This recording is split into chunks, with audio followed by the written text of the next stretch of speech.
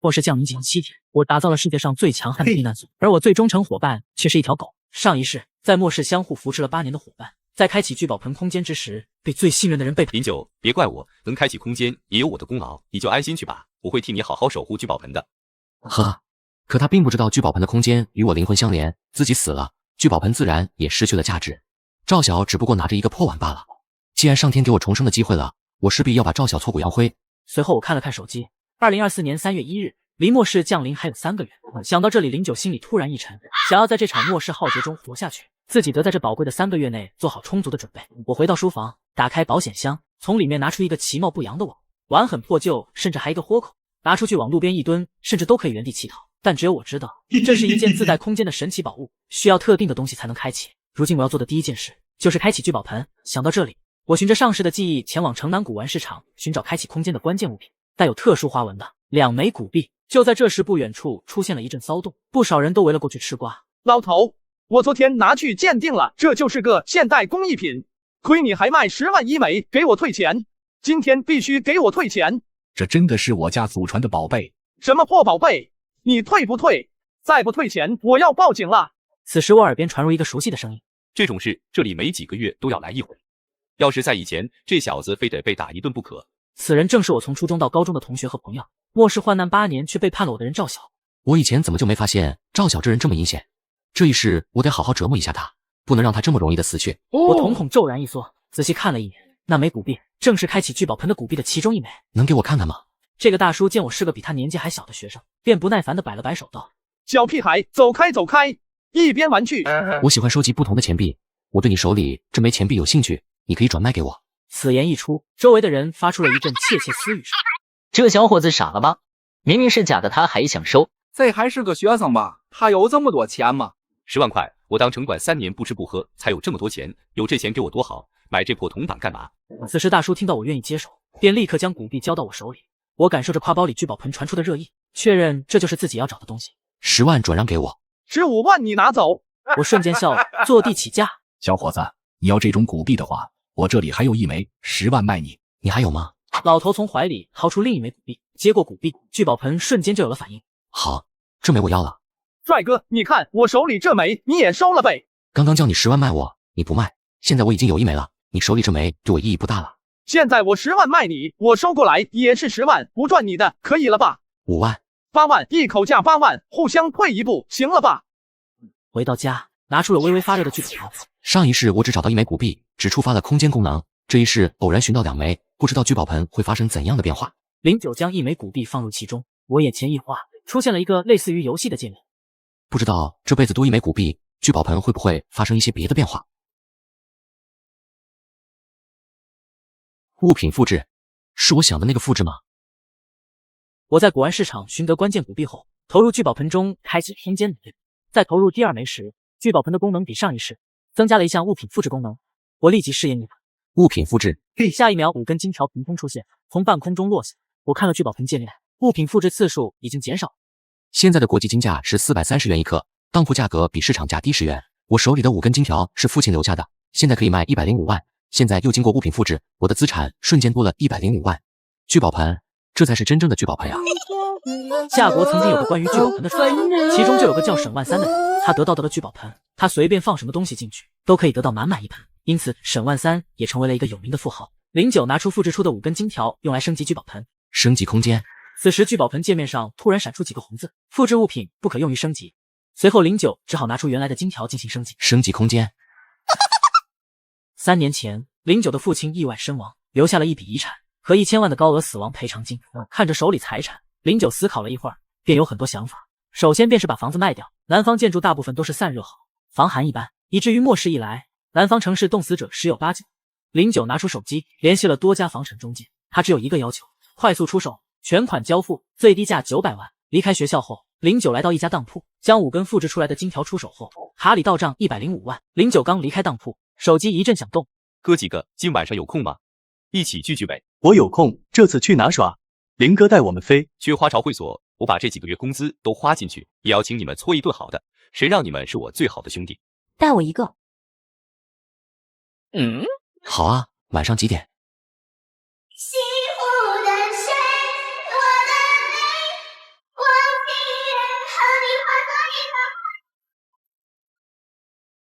林哥，咱们今晚可要来个不醉不归。林九、阿淼，今晚我可为你们准备了好节目。呵呵，这赵小长得丑，玩的倒是挺花。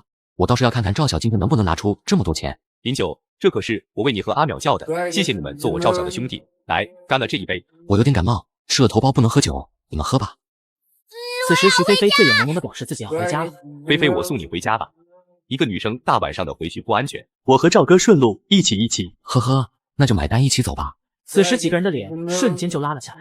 这时候服务生带着账单走了进来，一共消费38500，摸了个零头，38000。你们看我干什么？赵小说他请客呀。赵小像是才反应过来，摸了摸自己的口袋，拿出手机尴尬道：糟了，手机没电了。麻烦你给他拿个充电器。服务生鄙夷地看了赵小明，离开了包厢去拿充电器。看着点，别让他们给跑了。林九，今天这个你先结了，下一周我请。赵小，今天是你说要请客，把大家叫出来的吧？你别告诉我，你请客都不带钱。充电吧，先生，再过1个小时我们就要打烊了。够了，林九，我求你先把账结了，有什么事我们回头再说好吗？这么说，你真是请客没带钱哦？呵呵，既然是这样，那大家 AA 吧。什么？ AA 出来玩，你们不会还要我一个女生买单吧？我不知道今天要 AA 啊，我没带钱啊。这是我的那一份，其他的找他们。林九付完钱后便动身离开，还差28000元，请买单。会所也选择了报警，警察来了以后，三人才打电话跟家里人要钱，才得以结了账。走出会所的三人不欢而散。赵晓的重色轻友，黄淼和赵晓几乎决裂，徐菲菲也没有给赵晓好脸色，回去就把赵晓给拉黑了。林九把房子卖出去以后，也顺便找了中介租了仓库。正当签完合同时，林九拦下了中介。廖先生有没有兴趣为我做事？我可以给你1年50万的年薪。年薪50万？你不是和我开玩笑吧？是这样，我是一个末日生存爱好者，想在沙市建一座独立庇护所，但我人在海市抽不开身，希望有人能帮我。末日生存爱好者，庇护所，年轻人，你是不是在逗我？说罢，林九转手就给廖鹏赚了10万。这是2个月的工资。廖鹏为了保险，还是和林九签了一份劳务合同。有了这份工作，我只要再工作几年，就能在海市郊区买房了，比现在的房产中介不知道强了多少倍。我一定要好好干，让林老板看到我的能力。廖鹏却不知道这份工作3个月就到头了。廖鹏，你先去沙市找一块愿意出售的宅基地。我的要求是地势高、平坦，周围没有高楼大厦，位置偏僻，土地面积大，可以直接动工那种。好的，老板。约好客户经理以后，林九直奔银行而去。您好，先生，请问需要办理什么业务？我是来购买黄金的。昨天我已经和楚经理预约过了。此时楚小蝶笑着走来。林先生您好，我是楚经理，请跟我来。随楚经理带着林九来到了 VIP 贵宾窗口。楚小蝶对林九说明了实体金条的购买流程和一些注意事项，便从保险柜里清点出60根金条。此时一阵寒意袭来，作为末世死人堆里活下来，一眼就看出了不对劲。慢着，我今天先不买了。林先生，这些金条已经是您的了，你要退回的话，等于是让金条走回购流程，您会损失加工费和服务费。快把金条收起来。林先生，这些金条还在我这边的柜台上，也是我行的责任，请您不要左右过而言他。你说的呀？爷爷，您孙子给您来电话了。林先生您好，你昨天在我行的黄金交易还未完成，请问什么时候有时间来提取黄金呢？30分钟。林九从银行拿回金条后，便回到了仓库，看着眼前的100多根金条，竟有些不知所措。随后，林九将2只手放在金条堆上，物品复制。林九数了数现有的金条数，一共246根。足足有1亿元，换成任何人都可能会高兴疯掉。随后便提出复制出的60根金条放在一旁，准备卖回银行，然后把另外63根复制品放在另一边，想办法熔掉再出售。空间升级，升级，升级，升级，升级，升级。随着原来的金条被消耗完，聚宝盆的空间也出现很大变化，整整22次复制次数，真不错呀，真不错。你看，前往商场购买防寒服，这个每套拿200件，全部给我包起来。啥？您耍我的吧？此时徐菲菲刚好路过这家店铺，身旁还有她的现男友李盾。林九，真巧呀，你也在这里。林九只是点点头，便不再看他，让导购员快点打包。菲菲，那是谁啊？是我的高中同学。看样子是一个只买得起打折货的穷是不是还要穿着打折货出去装？你是说你愿意帮我买单？对，你看中的这几款打折货我都帮你买了。你有钱吗？说话算话吧。当然，你就是多选几款我都给你付了。李多余每个月零花钱30万，为了在喜欢的女孩面前维持自己的富二代形象，这点钱自认为还是出得起的。送上门的冤大头，那我可就不客气了。随后林九又换了一家服装店，对着好几件衣服选了一通后，我刚刚说的那几件，每件拿50件，全部给我包起来。你说什么？他说的这几款都帮我付钱。我刚刚问了你的，你说多选几件都付得起，你该不会是付不起吧？你该不会没钱还出来装？你敢罚我？李多余怒气上涌，觉得林九在戏耍他，目的是为了让他在徐菲菲面前丢脸。此时就连徐菲菲都觉得林九在故意刁难李多余。一个人买200件保暖的外套，穿10年20年也穿不完了。我要买的就是200件。李多余怒极反笑道：“你一个买打折货的穷屌丝，能买得起200件？你要是买得起200件，我就跪下叫你爷爷。”叫爷爷？谁知道你说完是不是又和刚才一样像个屁放了？哦不，屁都还能听得响，你说的话连屁都不如。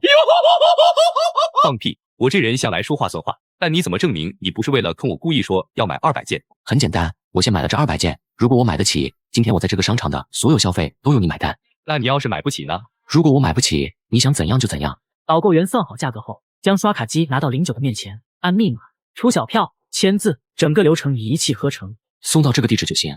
他真买了200件，小票呢？让我看看。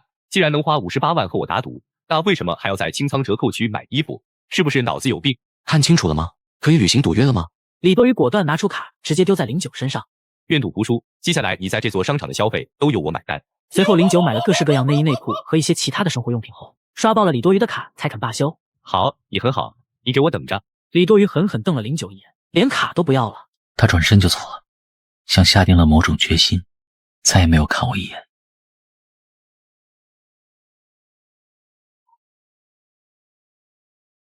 什么事？哎呦我去，大半夜的吓死人了！你的货我给你送到了，开门。货车直接开入仓库，阿彪将一桶桶油抱了下来。林九一直没动，是因为他绝对不会把后背露给不信任的人。财帛动人心，在足够的利益面前，任何人都可以化身成魔鬼。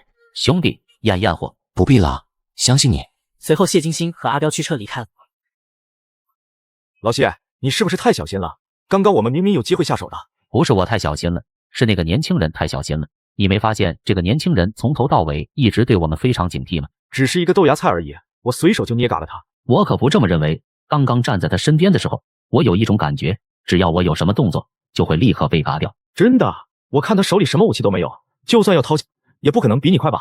你应该知道我的感觉救了我很多次。你忘了老金失踪的事了？那天我是感觉到老金要对这个人下手的，当时我还随口提点了一句。可是从那天以后，老金就消失了，而他安然无恙。这说明什么？不用我说了吧？而且能在海市把事情处理得那么干净，不是我高看这小子，我还觉得我小看了他。今天还好我们提前说好了，只是试试有没有机会，没有机会就走。事实证明我们没有出手是对的，如果我们出手了，至少有一个人要交代在那里。认识了这么多年，你知道我一向看人很准，听我的，以后别招惹这小子。我有预感，这小子只要不死，以后绝对不会默默无闻的。对了，我们也准备囤一些柴油和汽油吧，最近多被点货，我总觉得有些不安，好像有什么事要发生一样。这块地是我5年前买下的，我先是花了大价钱修了水泥路，然后又是修建道观，这中间一切都很顺利。原本我以为自己会在这间道观养老，但是万万没想到，道观修好没多久，山下的村民带了好几个人就跑到我的道观里闹事。你个老道士为什么在这里修道观？这座山下面是我们村的龙脉，你这破道观压到我们村的龙脉了。我当时也是从村里人手里收来的，收的时候已经说得很清楚自己要修道观。当时那个村民也没有说这座山头不能修道观，修建过程中也没人阻止，偏偏道观都建好了才出来说事，这不是纯纯牛马吗？而且我的道观合法合规，我觉得村民想强拆也不可能吧。然而事情并没有我想的那么简单，从那天开始，村民们守在山下的水泥路口，阻止任何车辆上山。此路是我修，此山是我开，要想从此过，留下买路财，没钱的话滚滚滚。我开设道观也是为了吸引香客，没了香客就少了一大笔收入来源，然后又有大妈每天来到观门口骂街，赶又赶不走，骂又骂不了。我当时真想请祖师爷出来施法赶走他。我之后又和村民几次交涉了几次，最后给了2万块钱，这件事才解决。但是我以为这件事应该结束了，没想到过了1个月，又有村民把路拦了。我去找村长理论，结果没想到上次2万块钱是上个月的费用，以后每个月都要给我们交2万。从那以后，村民变本加厉，这些村民的招数层出不穷，我一个人对抗400人，从精神到肉体都精疲力尽。最终我只能放弃这间道观，另谋出路了。真是穷山恶水出刁民。廖鹏听完胖道士的讲述，又气又愧疚，甚至有些不敢看林九。对不起老板，都是我没有打听清楚，我再去看看别的地方还有没有合适的。这块地就算我自己买了，老板从我的工资里扣吧。不必了，就这块地，你先去联系一个靠谱的施工队，明天开工。老板，这我有解决的办法，照我说的话去做吧。这件事情其实根本不需要解决，等庇护所建好，至少是2个月后的事了。极寒到来，这些村民就自顾不暇了。而对付恶人，林九也很有经验，只要比他们更恶就可以了。正当林九准备起身离开饭局时，胖道士出口道：“等等，小兄弟，你是个好人，这事是我做的不地道。这本册子是我之前用来强身健体的，如今道观没了，我也想好了，准备还俗。这本册子对我来说也没那么重要了，就送给你了。我总觉得你挺合眼缘的，谢谢。”林九找到廖腾，将自己昨晚设计出来的图纸交给他，和他讲明关键。好的，老板，我会找工程师完善一下设计图。另外您说的挖井，这里本来就有一口井，被埋在废墟里面了。刚才施工的师傅跟我说，我才发现。林九有些惊讶，这就是意外之喜。接下来几天，林九都待在沙市，工程师商讨设计庇护所设计方案等等，闲暇时间就练习那本养生诀。然而3月22号凌晨，一通电话让临时放弃了继续留在沙市跟进工程的项目。老板，仓库着火了。怎么起火的？货物怎么样？我也不知道啊，我睡着睡着也没听到什么声音，不知怎么的起火了。幸好我发现的早，货物烧掉一小部分。林九只能先放下这边的工，然后坐着当天的飞机。刚坐车回到仓库门口，就听到仓库里传出一个大嗓：“给我把里面的东西全部扔出去！”你们不能这么做，我的老板很快就回来了。此时只见几个搬运工人正拿着一箱箱货物外扔。你们在干什么？老板，你终于回来了！刚刚我还在指挥人卸货，这几个人突然跑进来，说仓库是他们的了，把我们货物直接扔出来了，我拦都拦不住。原来你就是林九，来的正好。这间仓库从今天起租给我。小子，你烧了房东的仓库，人家不愿意租给你了。识相的立刻拿着你的东西滚！我签了合同，房租还没有到期，租不租不是你嘴上说了算，让房东拿着违约金过来和我谈。我现在给你们1分钟从我的地方滚出去。呵呵，毛都没长齐，还挺唬人的。10分钟后，叔叔来了，问了林九一些详情后，准备把这几个人抓回去。慢着 ，Sorry， 昨天拼了卡，说现在我才起，前天见面的。随着电话铃声响起，只见一个中年人和一个年轻人走进了仓库，此人正是李多余和他父亲。李多余父亲的将其中一名叔叔拉到一边，说了几句，又打了个电话：“爷爷，您孙子给您来电话了。林九，你的工人差点烧了我的仓库，仓库我不租了，剩下的租金和押金我都退给你，你尽快搬出去吧。”合同里没有这一条。而且火灾的事情还没调查清楚，别调查了，都是你惹的事，你快搬走吧，算我求你，这个月的租金我也全部退给你。说完便挂断了电话，并且立刻就将6万块钱全部给退了回来。李多余走了过来，冷笑着看着林九：“这就是你得罪我的下场，好戏才刚开始，我会让你在海市混不下去。”你说什么？你不是你爸亲生的？我没这么说，他在胡说八道。把这个人带回去。慢着，我刚才已经说了，是他们先动的手，对方的证人比你多，我们有权重新调查，先跟我们走一趟。可我有证据啊！林九咧开嘴，眼底一片冰冷，拿起手机道：“我搬进来的时候，在仓库里安装了好几个监控，你们刚刚在角落里说了什么，应该也被录下来了，我找出来给你看看。”叔叔见状，快速出手朝着林石抓去，林九闪身躲过。哎呀，怎么突然要抢我手机啊？吓得我都把录像发到网上去了。此时所有人都没有想到，只租1个月，居然还装监控。李多才要赶在事情发酵以前将这条发到网上的视频拦截下来，可惜他不知道林九原来在网上的就有几十万粉丝，粉丝第一时间看到了不小心发出去的录像，并且开始疯狂转发。李多才想阻止已经来不及了，此时视频很快冲上了热搜第一。现场其中一位叔叔手机响起：“好，行，我知道了，把那几个人带走。”随后叔叔带着人走后，将老黄工资结了并把他打发走了，随后将东西收入空间，便立刻订了去沙市的机票离开。很快伴随着热搜的发酵，李多余也被上面查封。呵呵，看来莫世没来，这个富二代就做不成了。林九，真的是你？你最近跑哪去了？我没事，我这段时间心情不好，在沙市旅游，你要不要过来玩几天？好啊，我这就去请假几天，好好陪陪你。那个年轻人在做啥？做法吗？看着是挺邪乎的，看他见的那个东西就不像个正常的。那我们还要钱吗？要，必须要，咱怕啥？明儿就去要。我去你爹商量一下这次怎么个要法。人呢？出来！什么事？小兄弟，你建的这座房破坏了我们村子的风水，我们村子里最近鸡鸭都嘎了好几头了，你说这事怎么办？啊，你们的鸡鸭嘎了关我什么事？李大娘见林九不承认，也冲着林九吼道：“怎么不关你事？就是从你房造起来之后，我们的鸡鸭才开始嘎的。”林九也被这理由气笑了，心想这些村民可真会找理由啊。那你们还不快搬走？这是我们村，你是外来人，该搬走也是你搬走啊，不搬走你就赔钱吧。我不会搬走的，当然钱我也不会赔的。林九知道这些村民是想讹他，道长就是被他们气跑了，不然这块地也轮不到自己。李大爷见林九这么固执，便心生一计。只见李大爷拄着拐杖朝林九走去，突然一个踉跄，哎呦喂！李强见此情景，便知道老爹开启了第二套方案，便附和道：“爸，你怎么了？爸，你居然打我爸！”呵呵，我碰都没碰到他一下。我们都看到了，你别想耍赖，赔钱，拿5万块钱出来，这事就算了。你敢不赔，我们就找治安员，找记者曝光你。行啊，赶紧报警吧。切，林九当然不怕，刚租的仓库他都安装监控，自家门前会不安装监控吗？李强知道报警肯定自家理亏，自然是不可能报警的。见林九油盐不进，便凶神恶煞地冲林九吼道：“不赔就给我爸爸偿命！”慢着，别急。林九假装做出思考着，绕着李大爷走了2圈，像是在观察李大爷的情况。突然，林九伸出脚，一脚踩在李大爷垂在地面上的手背上。我把你爸治活了，这下不用赔命了吧？见此，李大娘和李强也顿时无语子了。这小子居然不按套路出牌。见事情败露，李大爷又哀嚎起来：“哎呦，我的手断了！”林九那一脚可不轻，疼得李大爷脸上皱纹都挤在了一起。原本只是想装伤的，现在真受伤了。其余2人怒火冲天，正要发作，林九突然说道：“要不你们先带这个老大爷去医院看看，回头我给你们报销医药费，怎么样？”这突然的妥协让3人又是一怔，都有一种一口气堵在胸口的感觉。但是人家都已经同意了，要是他们再闹，万一人家反悔了怎么办？随即便继续吼道：“你要赔偿医药费、营养费，还有精神损失费，还有误工费。”林九点点头，故意装作一副大好人的样子。好，你们先去吧，我房子在这里也跑不了，治疗要紧。小子，你要是敢不赔我，一定让你后悔！放了几句狠话，3人搀扶着李大爷上了拖拉机，向着山下开去。林九当然不可能赔什么医药费，不过是想将这3人打发走罢了。过几天暴风雪来袭，他不相信他们还能上山。哥哥，电话来啦！沙卡拉卡。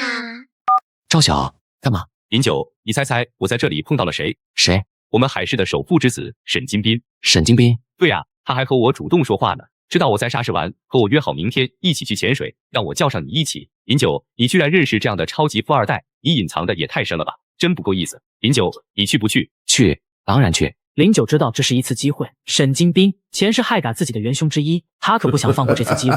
林九，怎么才来啊？沈大少都等了好一会了。抱歉啊，路上堵车，来晚了。没关系，人来了就好。走吧，上船。沈金斌先走上了游艇，赵晓亦步亦趋地跟上。林九刚准备走上游艇时，就被一个黑衣大汉拦住。先生，我要检查一下你身上有没有带什么危险物品。我是受邀来玩的，这是你们对待客人的态度吗？先生，这只是为了整艘游艇上的人的安全，属于正常流程。呵呵，既然这样，那我不玩了。林九刚要离开，身后的保镖却是脚步一动，拦住了去路。怎么，走还不让我走？这是沈少爷的私人游艇，既然来玩，就请配合一下，给我们少爷一个面子。林九瞥了一眼在外看戏的沈金斌，眼神一冷。他算什么东西？我要给他面子，我认识他吗？保镖气得身体发抖，恨不得马上嘎了林九。怎么，光天化日之下还想动手不成？沈金斌这时候才走上前来，意味不明地说道：“阿彪，这可是我异父异母的弟弟，怎么这么没眼力见？”此话一出，所有人都震惊地看向了林九，眼神是震惊中掺杂着鄙夷中夹着不屑。然而这件事对林九来说却是一份侮辱，母亲嫁给了打富仇人的父亲。你在说什么？我根本不认识你。沈金斌露出一个恍然大悟的表情说道：“哦对，你妈和我爸结婚那天你没来。正式自我介绍一下，我叫沈金斌，是你母亲的继子。她是个好母亲，对我比这亲生儿子还好。”哦，是吗？看来你很喜欢给别人当儿子。眼见气氛不对，赵晓赶紧过来打圆场。哈哈哈，这不是出来玩吗？出来玩就要开开心心。你们看，今天的大海真好看。赵晓可不是为了林九缓和气氛，游艇上4个身穿黑衣的魁梧大汉，此刻全部虎视眈眈地看着他们2个，稍有一点多余的动作，可能都得交代在这里。林九，好汉不吃眼前亏，人家是豪门少爷，我们顺着点，他也不丢人，让他搜吧。搜吧。阿彪轻蔑地看了林九一眼，一番搜索后，确认林时身上没有带什么危险物品，这才走进了船舱。少爷，确认过了，没带什么东西。不过那个叫林九的有长期锻炼身体，估计有2下子，一会下了水就由我出手解决了他。就这样嘎了他也太便宜他了，居然敢阴阳我，我要让他后悔来过这个世上。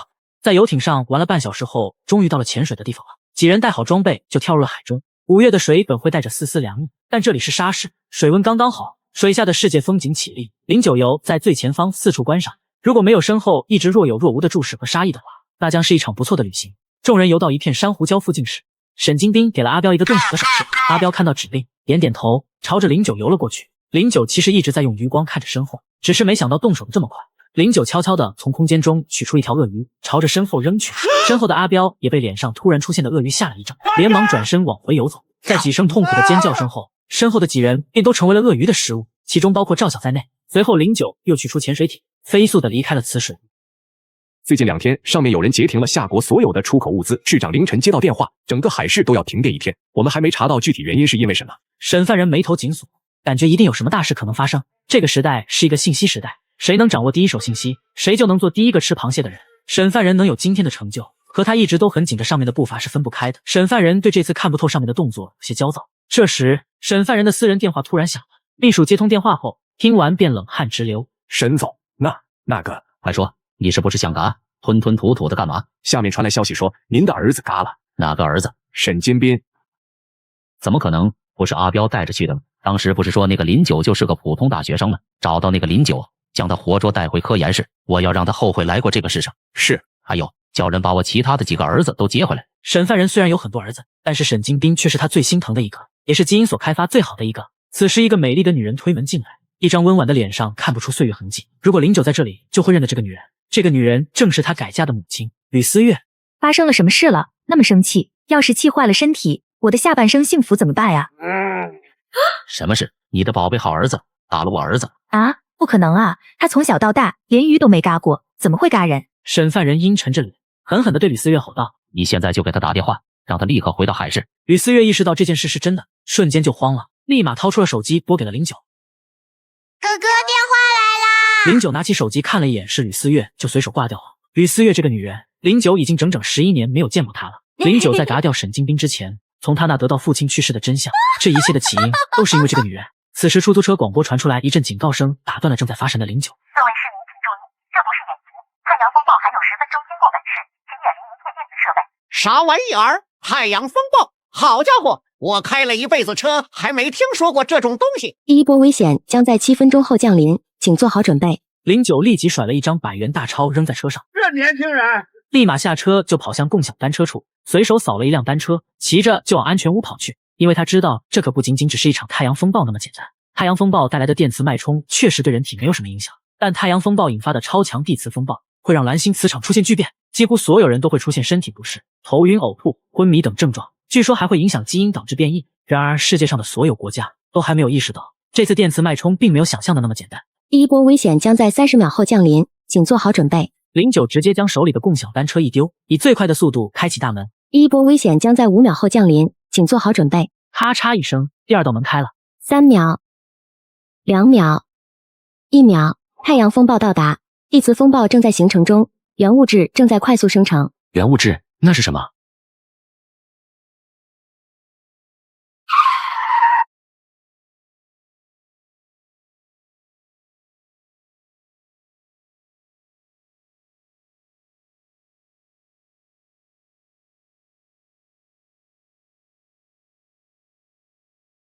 整个蓝星外太空，大大小小卫星一个个的爆开，如同一场烟花大秀。而蓝星上的所有设备都在此刻突然失去了信号，但这还只是个开始。此刻眼前的聚宝盆界面正在悄然发生着变化。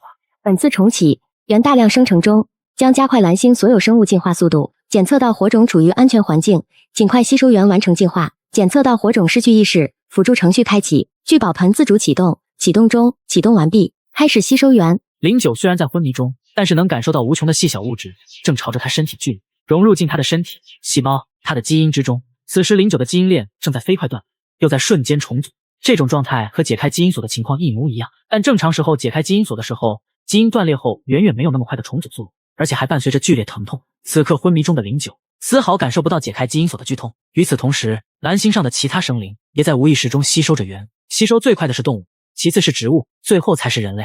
但即使是最强大的动物，也远远没有林九此刻吸收的多。一天一夜后，地磁风暴接近尾声，末世正式开启，下一波危险临近72小时内将开启倒计时。没一会儿，林九的眼皮跳动了一下，醒了过来。太阳风暴和地磁风暴过去了，原物质是什么？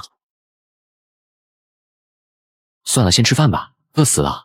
林九从空间内取出一口锅、磁炉、一块牛肉，还有一包火锅底料。林九还弄了点配菜，边煮边吃。没多久，5斤牛肉就下了肚。我什么时候这么能吃了？虽然饱腹感很强，但不知为何总有一种还没吃饱的感觉。他并不知道这正是基因锁解开后，吸收了原物质后，身体正在悄然地发生改变。林九走到门外，此时正下着大雨，回想着前世风暴过后的情景，和现在差不多。当时人们还只是以为这场雨仅仅只是一波强冷空气，但到了第3天，气温又接着骤降20多度，很多地方都出现冰雹、强台风、暴雪等极端天气。人们开始察觉出不对劲，冒着大雪到处哄抢物资。然而到了第4天的时候，气温再次骤降，一天之间降温30几度，许多出去购买物资来不及回家的人，在暴风雪中失温而感。南方气温都下降到了零下50摄氏度左右，北方那更不用说。人体适应温度需要一个过程，而太阳根本没有给人类适应的时间。人们开始陷入恐慌和混乱，终于意识到末世来了。今天我准备去港口扫荡一波，毕竟谁会嫌弃物资多呢？街道上不少人已经有意识的购买储备物资，现在他们还会花钱购买物资的人，过2天就可能开启零元购了。我要在这些人反应过来之前，先去零元购一波。沙市南部港口是国际贸易的大港口，这片港口平日里管理人员不少，但经过太阳风暴后，不少人被这场变故下给跑回了家。如今没有电力，只要小心点是很难被发现的。我走到一个集装箱前，意念一动，里面的东西就被转移到了空间内。这是一箱西瓜，嘿嘿，还不错啊。随后我见箱就说，不管是啥，先收为敬。工艺品、生活用品、食物、工业用品等等等等。哈哈，笑死我了。谁？他喵的，有本事出来！怎么了？我出来了，你又能奈我何？你特喵的，是不是想嘎？李逵被我嘲笑一番后，又开局失利，此时心中更是一团，正想找人泄愤，拿着锤子就向我冲了过来。我是谁？我肯定不会惯着他，反手就掏出了我的大老虎放回去。很快我就被带到一处空地，当时让我眼前一惊的是，前面还有2个女生迷路，现在正在被询问，而其中有个女生就是我高中同学许晴。许晴，哎，林九，你怎么也在这里？在这种陌生又肃穆的环境下，有个认识的男生，无疑大大提高安全感。你们认识？对，我们是同学。许晴一激动，说话语速就变快，漏了高中2个字，这下坐实了我是一个学生的身份。你们在这里等等，我找个熟悉沙市地形的战友送你们去学校。说完便转身离开了。小秦，这是谁呀？一旁还带着哭腔的李小小抽抽搭搭的问道。我是雕塑系的学生，同时也对许晴挤挤眼。许晴正疑惑09什么时候变成雕塑系学生了，在对上我的眼睛后立刻明白过来。对，他也是大一新生。3人闲聊了几句，很快王超就带着1个人过来。这是李伟，他也是沙市人，知道你们学校的路，你们跟着他走。我在回女生宿舍的路上，突然听到一阵的沙沙声。别说话。你干嘛？衣服湿漉漉的，难受死了，快走啊！许晴，最近的建筑在哪里？许晴见09神情严肃，第6感告诉他有什么不好的事情要发生，立即说道：这个方向几百米外就是体育馆。我一把夺过手电筒，朝着手指的方向跑去，还是好心的提醒了一句，至于他们跑不跑，那就不关我事了。好，下冰雹了。什么？2女还没反应过来，李伟已经朝着09跑的方向追了过去，周围一片漆黑，没了光源，许晴和李小小不得不跟上。神经病呀，跑什么呀？等等我们看不见了。沙沙沙的声音越来越响，许晴想到09说的话，也惊慌起来，拼命压榨出自己舞蹈特长生的体能，按照记忆飞奔向体育馆。小晴，我摔倒了，你在哪？等等我好害怕。许晴身体微微一顿，耳边传来的冰块砸地声让她只是犹豫了1秒，就咬牙继续往前。身后李小小惨叫一声，便再没了动静。许晴双眼泛红，抿紧嘴唇拼命讨债，然而她的速度始终没有冰雹的速度快，一颗拳头大小的冰雹砸在了她的肩上。许晴有些吃痛，却不敢停下。下一秒，一颗人头大小的冰雹擦过许晴的鼻尖，砸在地上，差点就砸中她。09，救救我！09早已跑到体育馆门口，只是假装听不到而已。许晴离体育馆还有100来米，可这点距离却犹如天河，身边全是巨大的冰雹砸落在地的声音，或许下一秒她就会嘎。奔跑中的许晴以不可思议的灵活动作，险险避开了好几个人头大小的冰雹。然而她却不知道自己身体的基因正在飞快的发生异变，飞快断裂又重新重组，然后在离体育馆还剩几十米的时候，她没力气了。你们不是同学吗？为什么见打不救？这个女人和那个女人不也是同学吗？她为什么不救？李伟被对的说不出话来。为什么不救？因为怕嘎，因为别人的生命没有自己的重要，这就是人性。我能提醒一句，已经是仁至义尽了。随后09和李伟一起进入了体育馆。你们睡这里，我去别的地方睡，别再跟着我。等一下，你同学好像发病了。09这才注意到许晴身体的蜷缩着，五官痛苦的扭曲，四肢不自觉抽搐。李伟立即拿出手帕塞在许晴嘴里，并解释道：这样可以防止他咬到自己。他的样子好像是癫痫发作了，应该是刚才跑太快才发病了。09不可置否，他认识许晴这几年，从未听过他有癫痫。难道他这是解开基因锁的后遗症？我之前在岛上偶然发现了沈金兵的手下有过类似症状，最后还是吃了2片蓝色药丸才恢复正常。虽然对于一个普通人能解开基因锁这种事，09心底还是表示怀疑，但如今末世来临，从聚宝盆得到的信息来看，这次重启物种将加快进化速度，那么普通人在生死关头解开基因锁也不是没有可能。我们要眼睁睁看着他这样吗？那不然呢？你想怎么样？带他去医院吗？学校里也有校医，我们这种时候你去哪里找？还有，你别带上我。李伟被气急身体发抖，但身为士兵，保护普通人的指责已经刻入他的骨子里，要不是不会说脏话，他已经爆粗口了。此时外面的冰雹已经小了不少，李伟从背包里拿出一根蜡烛点上，将手电筒拿走。我不能见死不救，你在这里照顾他，我出去看看。这世上能让我冒着生命危险去拯救的人，一个也不剩了。许晴假装淡定，这是在哪？我没嘎吗？这里是体育馆，你刚刚是发病了吗？发病？我没有病啊，我也不知道怎么了，本来我已经晕过去了，突然感觉浑身剧痛。09眼眸一动，更加怀疑许晴可能是无意间开启了基因锁。我之前太害怕了，只知道跑，可是跑着跑着就晕了过去，之后是谁救了我，带我来这里的？是你吗？09，是那个李伟救了你。为什么？为什么你不救我？为什么你不等等我吗？如果你跑慢一点，用手电筒照着路，小小就不会嘎。为什么？为什么你变得那么冷血？你还嘎了小小？呵呵，李小小嘎之前喊的是谁？心里没点逼数？你不也一样没管他吗？现在甩锅给我，我认识他吗？关我吊事？提醒你们一句都已经是仁至义尽了。你醒了。楚孝一，许晴同学身上有很多外伤，我给他处理包扎一下。两位男士先出去等一下。林九和李伟便转身出了门，门一关上，偷偷给他看了自己手心用红笔写的救命二字。正在睡觉的时候，没想到许晴对我做出这样子。人呢？你是在找我吗？啊，鬼呀！你怎么会在那里？我记得很清楚，你是睡在这个地方的呀。呵呵，不用你知道吧？对了，你们俩大半夜不睡觉，是想嘎了我吗？不过我这人有一个习惯，就是不会和陌生人待在一个房间睡觉。如果我这么做了，那我是绝对不会睡着的。林九上辈子在末世摸爬滚打，早就对人性的恶意再熟悉不过。在看见楚孝一的第一眼，就发现这个身上有很重的狠戾之气。烛火熄灭的时候，就谨慎的换了个位置，以防万一。既然你们不想活，那就去嘎吧。下一秒，林九从空间里拿出了一个倭瓜。不要嘎我，我可以做你女朋友，不要嘎我，你可以对我做任何事，求求你林九。打个他！梁子快上！这么冷的天，我早就想吃一顿狗肉火锅了。你隔着说，你倒是上啊！村民中间是一只伤痕累累的狗，正冲着这些村民呲牙，嘴里发出威胁的呜呜声。见没有人敢前往，这时村长拿了个主意。行了，强仔、杨仔，这里你们俩最有力气，你们上。李强和王良对视一眼，都读懂了对方眼中的意。叔，你要这么说，我可要回家了。哪能每次都让我和强子出头啊？就是上次让我上山，还害得我爸断了手，这是我到现在还没讨到钱呢。这时远处传来一阵脚步声，李强定睛一看，是林九。赔钱，我爸的医疗费、精神损失费、误工费、营养费加起来一共50万。此时其余村民也朝着林九围了过来，因为村里的规矩，不管要到多少钱，村里人都要平分。比起50万，一条狗算什么？我要是不给呢？不给？呵呵，问问我们手里的家伙答不答应？你该不会还想报警找治安员来救你吧？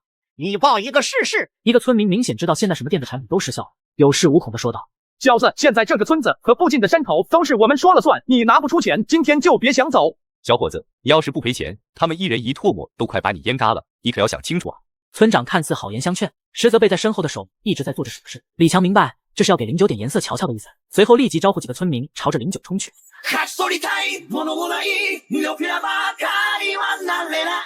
你在等我？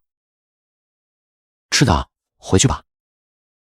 林九转头一看，像是想起了什么，说道：上次在树林里偷看我的，是不是你？说完，林九哑然失笑。狗怎么可能听得懂自己说话呢？真是你？你想和我回家吗？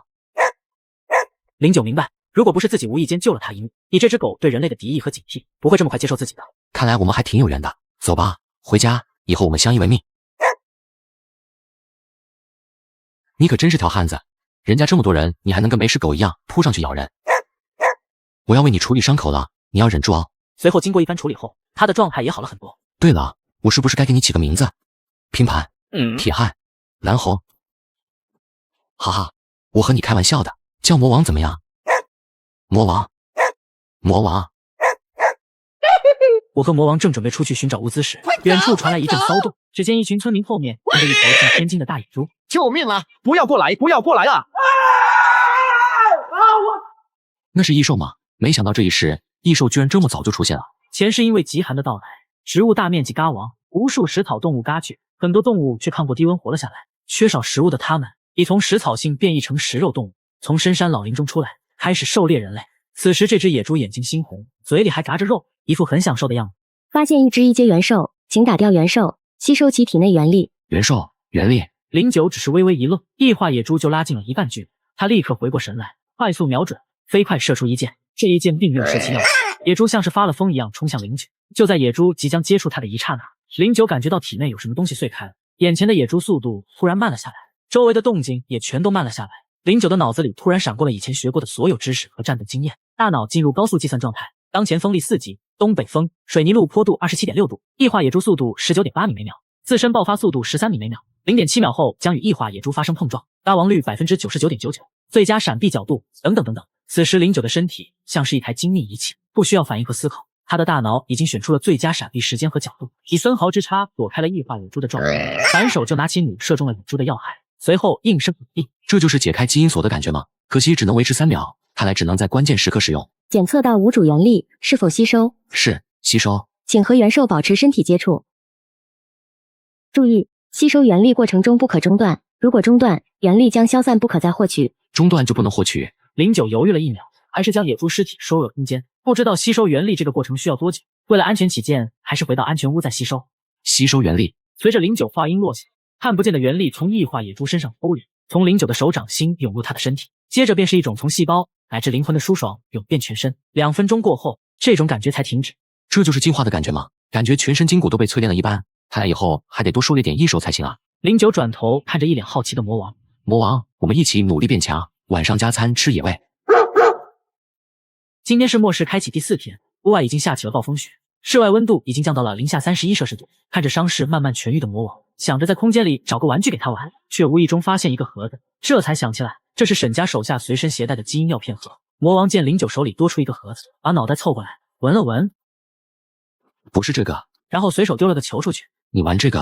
然而魔王只是看了球一眼，又转过头来盯着09手里的盒子，看起来对盒子更感兴趣。那我们一起看，但是你给我往旁边坐一点。09打开盒子，映入眼帘的是6块圆形蓝色药片。检测到微量元物质，是否吸收？这些药丸居然蕴含元物质，审犯人居然在末世之前就能提取到这种物质了。是吸收。09只觉得手臂微微一暖，然后再无反应。吸收药片和之前吸收元力的感觉有点相似，但作用却连元力的1/1000都没有。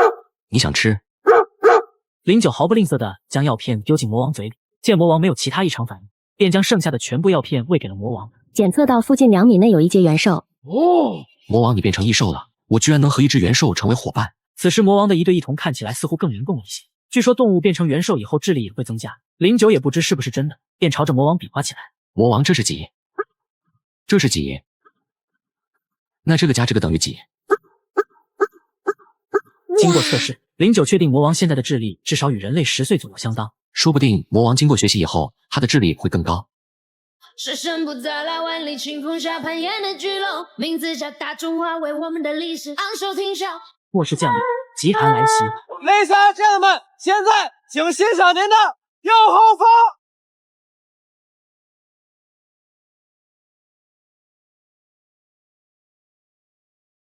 喂，前面那位带着狗的大哥，等一下。怎么个事？大哥有事吗？我叫钱亮亮，大哥贵姓？我并不太想知道你叫啥，有话直说。这位大哥，你身上这衣服不卖，自己买去。呸！嘿，人仗狗势，有什么了不起？不是看见你身边那条狗，我嘎了你。他喵的，这鬼天气真冷啊！虽然末世来了，但09依旧没有忘记给聚宝盆升级。在搜刮了几个金店后，正准备往回走时，检测到100米内出现一只一阶元兽。这不是3木的煤球吗？看来是悄悄跑出来了。哈哈，既然跑出来了，那3木你就别怪我无情喽，你的煤球是我的了。此时魔王走上前，抬头看向09，似乎在用眼神征求09的意见。你想对付煤球？看到元兽是肯定要嘎的，吸收其中的元可以快速提升实力，09自然不会放过。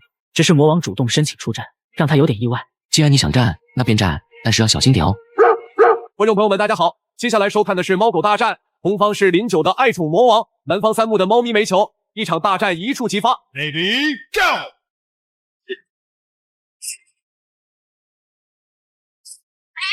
可恶，这给他逃了。不过还是可以看出魔王的战斗力还是挺不错的，就比我弱那么一丢丢吧。哈哈，魔王没事的，煤球跟3木出来的比我们早，比你更有战斗经验，没拿下他很正常，下次争取打败他。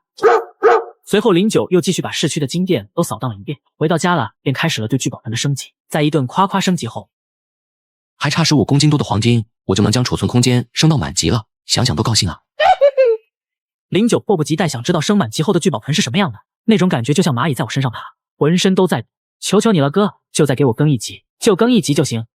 市里的金店黄金基本没了，09灵机一动，就想到了小莫收翡翠的方式。收黄金类，各种金类，黄金换食物类，换了不吃亏，换了饱肚子类。经过一段时间吆喝，本来在家饿得饥肠辘辘的人们，纷纷都把家里存的金条、首饰都拿了出来和09兑换。这个末世的年代，无论你以前多么有钱，但现在那些东西都只是废纸烂头，唯有食物、药品、武器才是硬通货。过了好大一会后，09收的也差不多了。没想到这些人还挺有劲的嘛，比我想象的还收得多。其实，在09与人们交易的途中，也有人动了坏心思，但是在看见09卡车旁的虎羽魔王后，便打消了念头。09来到客厅，准备对聚宝盆的储物空间进行最后一波储存空间的升级。09深吸了一口气，轻声道：“升级储存空间。”只见09眉心骤然发出一阵耀眼的金光，眼前整个聚宝盆界面乱码一样跳动了起来。此时的魔王也看呆，偶生第一次看到会发光的人类。储存空间完整，空间体积能随着使用者体内的元力增加而增大，可储存活物。功能：物品复制381次，升级所需财力点124万。可储存活物。09用意识查看了下空间，入眼所见，整个空间已经被扩充的一望无际，连里面的东西都变得渺小起来。关键是居然出现了土地，居然还是黑土地，那意味着我是不是可以种东西，自给自足了？还有储存活物，是什么都行吗？末世降临，极寒来袭。自从我把空间升满级后，简直是把我整个亚麻呆住了。里面就像一个小蓝星一样，让我忍不住想高歌一首。绵绵的高山，越过无尽的沧海。如果期待依然在，走向美丽的天籁。魔王听完直摇头，把麦给我让我来，这句我会。魔王，我们玩个游戏呗。魔王一脸嫌弃的看着09，一看就没安什么好心。一会我带你去一个地方，那里要啥有啥，还有你最喜欢吃的大鸡腿哦，这不想去吗？魔王歪了歪头，在想09这句话的意思。09还没等魔王反应过来，魔王就已经被送进空间里了。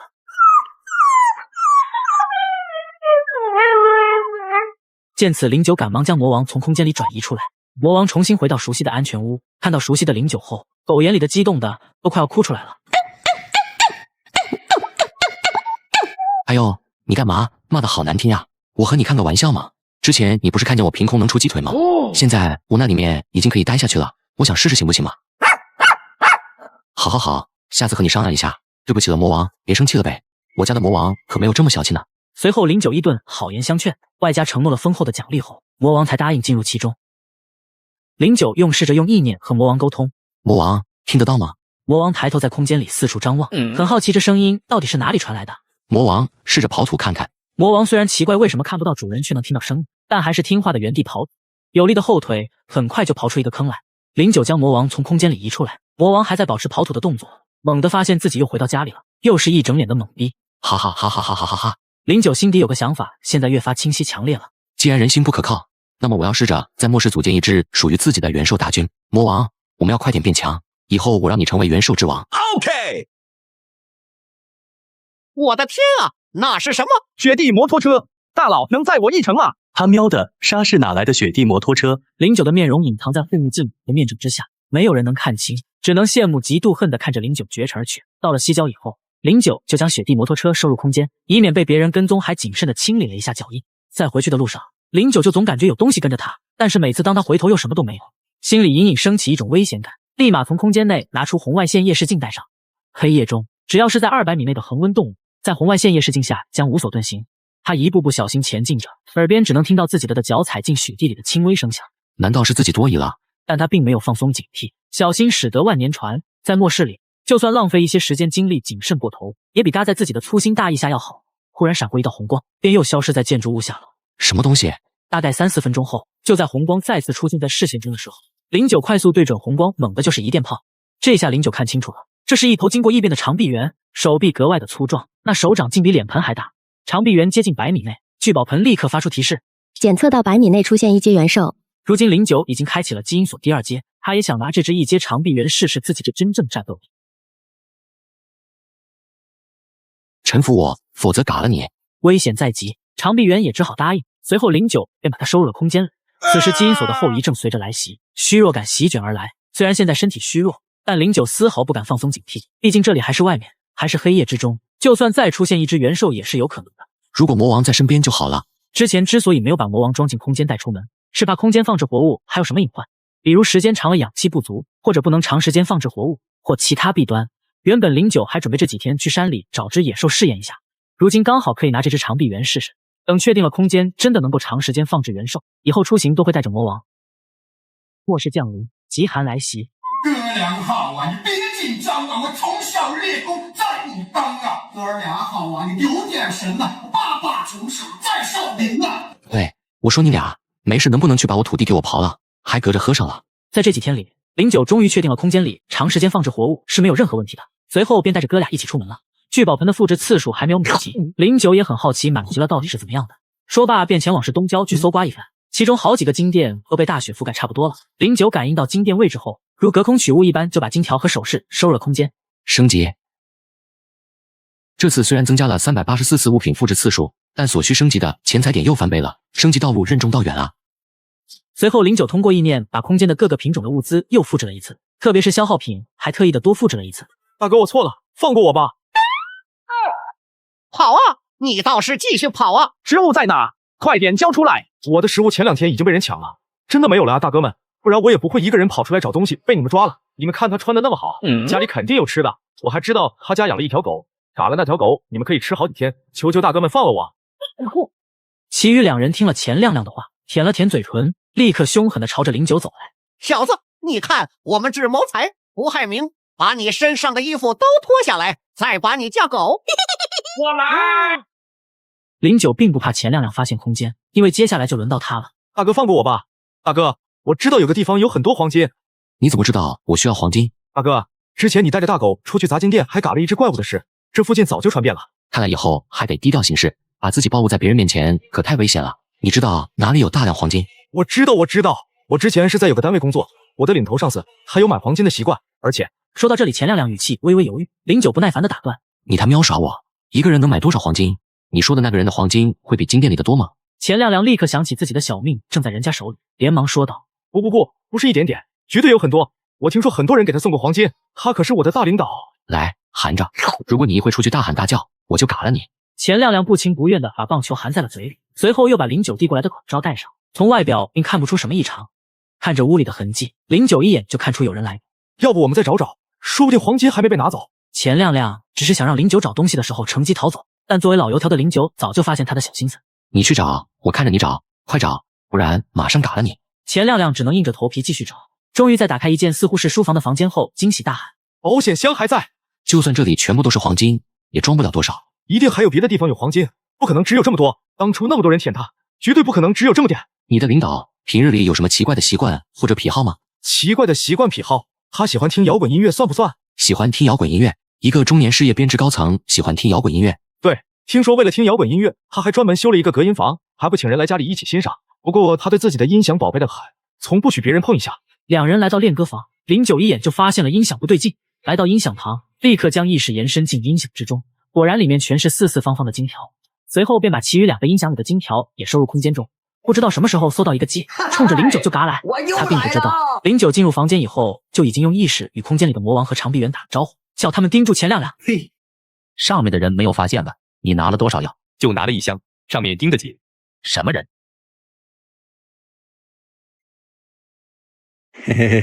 闭嘴！再吵吵，马上就嘎了你！别打我！别打我！从现在开始，我问你答，如果你不配合，我就让魔王把你的肉一口一口咬下来。我配合，我配合，求你别伤害我！我爸爸是沙市最厉害的人，你要什么我都可以给你。第一个问题 ，Who are you？ 我叫陆偏然，我是本市大学生，后来因为突然停电了，被邱叔从学校带到了那栋别墅里。你之前说你爸爸是沙市最厉害的人，他是什么人？我爸爸是沙市部队里的军官。什么位置？是少将。说谎，沙市部队的少将根本不姓陆。对不起，我还没说完，我爸爸是少将身边的参谋。呵呵，一个参谋就是沙市部队最厉害的人了啦。嘿嘿嘿。随后09又问了好几个问题，比如陆鹏长什么样，叫什么名字之类的。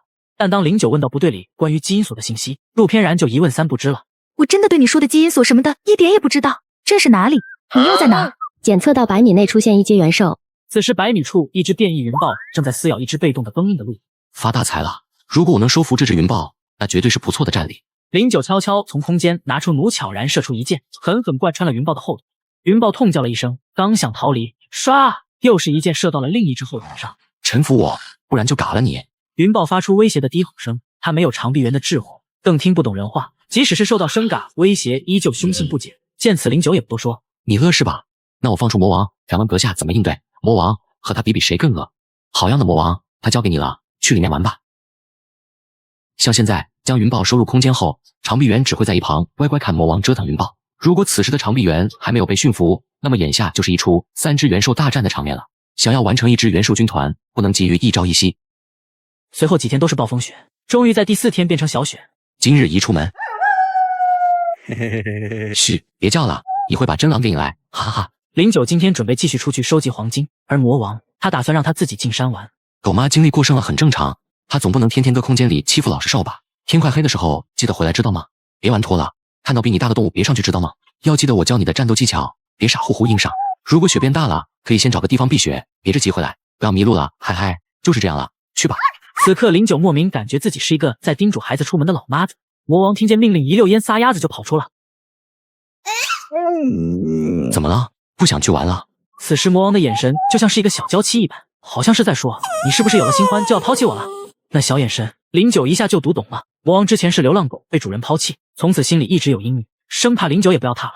好了，真的只是想让你出去玩一天，你是我的好伙伴，我绝对不会丢下你。随后在林九的再三保证后，绝对不会丢下他，魔王才一步三回头的跑入丛林去玩去了。其中一幅画的是钱亮亮，而另一幅正是林九先前去别墅那天穿的装扮。还好今天换了套衣服出门。本着不懂就问的原则，林九朝一旁也在看通缉令的男人问道：老哥，这是怎么回事？啥时候了还有通缉令？这个男人打量了下林九，看着面生说道：老弟，你是从外地来的吧？这通缉令已经贴了3天了，听说是画像上这2个人嘎了部队里很重要的人，才被通缉了。这奖励真让人眼馋，我每天都会看看，你也看看，争取有朝一日找到这2人，一家人就不愁吃喝了。哈哈，现在没监控没摄像头的，找个人比大海捞针都难，还是去找物资实在。哎，谁不知道呢？我也就看看，不买彩票也做个暴富梦嘛，不是？那是生活嘛，总得有盼头嘛。这个男人也是个话痨，随后便叽里呱啦的和林九讲着近期发生的事，抱怨上面发的物资越来越少之类的。还有一件事，男人突然神神秘秘起来，将林九拉到一边凑近说道：我是看你小子顺眼才告诉你，你可别往外说。听说部队正在征召进化者，就是那种力气特别大，跟电影里那种超人似的人，你知道吗？呀儿哟，征召进化者，跟漫威里那些超级英雄一样的人吗？对，听说这类人只要去部队应征，可以立刻进入军官预备役，不仅今后能得到庇护所永久居住权，还能获得部队供给的物资，从此不愁吃穿，加官进爵，走上人生巅峰。羡慕那些人，我要是也能进化就好了。哎，羡慕啊，看着他们成为进化者，比我吃了屎都难受。林九随口附和了几句，没有再得到其他有用信息，就和男人告别了。看来以后还得换一个地方了。退出金店后，林九又搜寻了几条街，突然发现今天柳南市街上的幸存者多了起来。这几天发生什么事了？路上那些人拿着东西干什么去？好汉饶命！我说，前2天城里突然来了一只非常大的老虎，嘎了好多人，弄得大家都没办法出门找物资了。听说沙市那里有部队保护平民，很多人都想搬到沙市去，我也只是想给自己多凑一点物资，饶了我一次吧。快走，快逃！此时路过广场的幸存者吓得惊叫不止，纷纷逃跑。检测到100米内出现2阶元兽，是2阶吗？没想到仅仅是末世开启1个多月，城市里居然已经出现了2阶元兽。上辈子末世几年后才有2阶元兽出没。2阶元兽已经可以抵挡普通手枪子弹的伤害了，而普通的刀剑更是难以划开它们坚韧的皮毛。林九眼中升起一抹期待，抬起手臂露出提前从空间里取出的弓弩，并附上了一层呢。落地后，林九又飞快射出第2箭，3枪射出，鸡蛋像是附上了流音霸气一样，轻松穿透大虎的身体，随后应声倒地。天哪，那是人吗？我终于相信武松可以打嘎老虎了，这他喵的比武松还猛啊！末世降临，极寒来袭。什么？秋君他们不见了？我女儿呢？我们今天早上去送物资，看到有人闯入了陆小姐居住的别墅。我们将人擒下后，发现别墅里面没有陆小姐和邱长官等人的踪迹。人呢？抓到了吗？就在走廊外面，来的路上已经审问过他。他说自己是从其他区域来的，想进别墅区找物资，发现没人才闯进去，将人带进来。陆参谋，别急，先派人去找找，说不定是小女孩贪玩跑出去了。邱军的身手你是知道的，不会有什么问题。几年前官方突然要征召一批士兵实验能培养出超级士兵的新型基因药丸，陆鹏担心有隐患没有参与，邱军当时报名了，并且成为了第一批官方部队解开基因锁的人，被破格提升2级军衔。这次能让邱军去保护陆翩然，既有2人之间的多年交情在，也多亏了陆鹏在几年前曾经救了林少将一次，才能轻松从他手底下介入。长官，我就是看里面没人住，这次进去拿点东西而已，现在外面谁不这么干啊？我家里还有个孩子和60岁的老母，求求你放过我。经过一番审问，结果确实和刚刚士兵审问的一样。长官，这人怎么处理？关起来。你现在召集机队人去别墅附近找一找，有没有邱军他们和翩然的踪迹。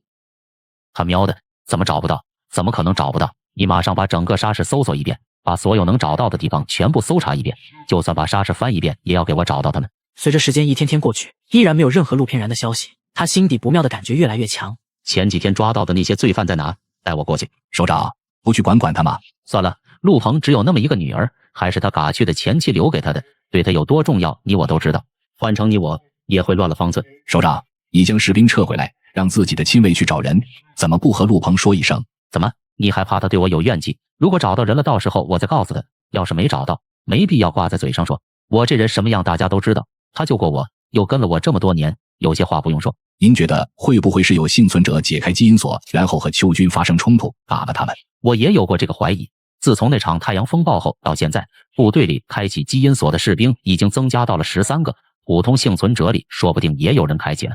但邱军开启基因锁已经5年了，你自己也开启了基因锁，知道这种力量普通人一时半会是无法适应的。如果是一个正常刚开启基因锁的人，就算邱军大意之下失手，也不可能被处理的这么干净。我怀疑。长官，最近1周抓的犯人都在这里。都听着，1个星期前，你们之中有没有人看到有可疑的人走进花园路的海天别墅去？只要有人提供的线索真实有效，我可以带他离开这里，并且给他足够的食物和防寒物资。我知道，我有线索了。为了物资，现场所有人都说知道，整个晋西北乱成一锅粥。闭嘴！排队，一个个说。如果敢骗我，我就让他知道骗我的代价。经过一番大战后，终于在一个男人身上获得了有用信息。是2个男人，其中一个是钱亮亮，我认识他，他家和我家住一栋。另一个我从没见过，但那个人穿着一条黑色冲锋衣，戴着黑色的帽子，还戴着口罩和护目镜，脚上还穿着一双那种特别保暖的靴子。我当时特别眼馋，就多看了几眼。他们好像是朝着别墅区那个方向去了，但我没有跟上去，也不是特别确定。陆鹏眼中金光一闪，又问了一些更详细的，如钱亮亮是谁、干什么的，还有2人更具体的信息。不管是不是，这是目前唯一的线索。给我发布通缉令，让周围的人都给我注意起来，抓到人第一时间带过来。末世降临，极寒来袭。自从我帮难民把胸虎嘎了以后，他们不感谢我，反倒要打劫我。让开，让开！此时对面正走来几个凶神恶煞的人，贪婪的眼睛直勾勾盯着那头巨虎。小子，这么大的虎，你一个人也吃不完，能不能给我们留点？我看你也不是那种自私自利的人，不如帮人帮到底，救了我们，再给我们一口肉吃吧。此话一出，成功把所有幸存者都带到了09队员。如果是上市的09话，真的会把大户给分了。但是刚刚如果不是09及时猎杀的话，他们都可能会嘎。虽然09出手也不是为了救他们，但他们得救却是事实。抱歉，你这道德绑架我不接受。你们谁还想要？我送他下去自己嘎。有脏东西打不了。黄哥，那小子好像是之前李老板让我们解决的任务目标啊，咱们刚刚为什么不上？李端啊你，末世都来了，还做个屁任务？李多才那个老狗还能跑到这里来？走，先跟上去看看能不能弄到点肉再说。兄弟，我们也不多要，给我们1条腿，我们就走。打劫我可以啊，但是你有本事拿吗？忽然其中一个掏出一把机枪，说道：我劝你别敬酒不吃。话音未落，09随手抓了一把碎玻璃渣，朝着2人甩去。玻璃渣的速度丝毫不比子弹慢。喊叫声后，2人已经领了盒饭。别躲躲藏藏了，来都来了，一起上吧。话音刚落，10几个躲在暗处看情况的幸存者也冲了出来。别怕，他喵的，他再厉害，也只有一个人1双手，一起上。呸！这个人挺强的嘛，我们要不要顺便解决了？算了吧，我们是出来寻人的，还是少惹事。万一是硬茬呢？等等再把自己搭进去了，上面可不好交代啊。什么情况？居然能让我感受到威胁？难道我被人盯上了？待危险感消失后，09便拖着大虎回到了安全屋。检测到无主原力，是否吸收？是。这次吸收原力的感觉比上次强烈了许多，也许是2阶的缘故。当原力顺着手臂进入体内的时候，09整个人的温度都在飙升。此刻大量汗水从他的身体毛孔中流出来，同样流出来的还有一些灰褐色的脏污。开启基因锁，09从空间拿出一根钢筋，钢筋轻而易举的被他拧成了麻花。原本几百斤的巨虎，现在他手里随手就提起来了。最让09惊喜的是，这次基因锁开启时间延长到了32秒。俗话说高手过招，不过毫秒之间，比别人多1秒就多1分胜算。如今开启基因锁后的速度，32秒能做的事情已经很多了。检测到百米内出现2阶元兽，难道安全屋外来异兽了？正好试试如今的战斗力。09风一般的冲出门外，原来是魔王回来了。一人一狗都是一愣。魔王，又是你这个小憨憨，我还以为有异兽来了呢。话说你又进阶了，你这修炼速度也不慢呀。这是啥？哪来的？你是说你吃了这个果子，然后进阶了？啊这09捡起果子，聚宝盆就出现提示：发现原果，建议食用。这种天气下，果子居然没有被冻住，里面依然是脆嫩的果肉，果肉甘甜脆口，口感像青枣，却比青枣好吃不知道多少倍。吞入腹中后，胃里感觉暖暖的，原力从胃里扩散到身体各处，丝毫不比蓝色药丸差，甚至强了不知道多少倍。魔王哪来的？快带我去！魔王似乎早就等09这句话了，直接在09面前趴下了。怎么不走了？你是让我坐到你背上？可以啊，长大了知道孝敬我了。Deja vu, I just been this place before. Higher on the street, and I know it's my. 末世降临，极寒来袭。自从魔王给我带回一个恶魔果实后，我就像上瘾了一样，骑着魔王就出发了。魔王就是这里吗？眼前是一个结了冰的瀑布，我往前巡查了一遍，才发现此地另有乾坤。瀑布后是一个洞窟，魔王领着我就往里走。就在不远处，显然有一棵冒着金光的紫树，树上面还缀着一颗类似海贼王里面的恶魔果实一样的东西。我摘下一颗果子扔给了魔王，把剩余的全部收入了空间。当我不小心触碰到树干的时候，检测到该植物中含有大量元力，是否吸收？没想到这树里面还有元力呢。魔王不要让任何东西打扰我。是吸收。这次吸收比以往都久，在吸收完后，我便决定和魔王今天先在此地休息了。这一世很多东西都变了，末世开启没多久，人类和其他生物大规模进化，元兽和进化者也都提前出现了。如果我还像上辈子一样住在普通的居民楼里的话，几十厘米厚的混凝土可能无法抵挡一些力量大的元兽袭击。现在自己的安全屋厚达3米，且墙体用的是钢板墙加合金结构，还有上下2层，就算侏罗纪时代的恐龙重现，以我安全屋的坚固程度和结构，也不会有问题。现在物资我也不缺，有安全屋作为栖身之所，今后只要不断让自己变强就好了。现如今末世来临，审犯人估计和前世一样，在海市发展自己的势力了吧？只是不知道这次会不会像上一世那么顺利。如果有一天我能收复上千头元兽，那或许还有返回海市报仇的一天。我和魔王来到了一个小型物资交易集市，有的摊位上放着一些没用的机械零件，只为了随便换点食物；有的摊位放着一些布料和一些看起来保暖性一般的衣服，写着出售；还有摊位上用破布写着求求好人给口吃的，保佑你长命百岁。走了一会，我看见了一位写着重金求购药品的。你有多少黄金？有很多，有很多。我老婆病重，我急需药品，你有药吗？此人叫王良，末世前世银行行长，为了保险起见，仓库钥匙一直放在身上。此外，仓库还存有大量的黄金。你要多少黄金？220公斤，有吗？王良有些吃惊，现在都末世了，食物才是通用货币，黄金毫无用处。你要这么多黄金做什么？这你就不需要知道了。你有没有？有是有，不过需要给我2天时间。随后王良也说了自己需要的药品什么的，便约好时间地点。老弟挺准时的，我用这间银行金库的所有黄金和你换你的狗怎么样？呵呵，行呀，我也正有此意，反正它也没什么用处。王良见我这么爽快也是没有想到，随后便把仓库钥匙扔给了我。魔王，去吧，你以后跟着他们吧。随后我便进入了仓库收黄金去了。咦，很强吗？魔王演技也不错，以后给你颁发个奥斯卡最佳演员奖。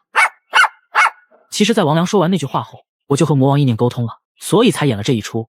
物品复制升级。聚宝盆最后一次升级完成，升级为完整版聚宝盆，将与宿主09灵魂绑定。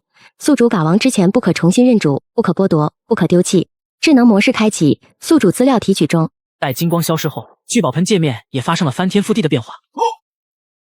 我用意念点击了人形图案上，宿主资料09 20岁男性，进化程度基因锁2阶，体内元力400元力单位，精神力80念力单位。检测到宿主距离下一次进化所400虚元力已达标，距离升级所需100念力单位精神力还缺少20念力单位，请宿主尽快提升精神力强度，完成基因锁3阶进化。哇哦，这，此时我也被变化的界面震惊到了，接着便依次查看了每个界面。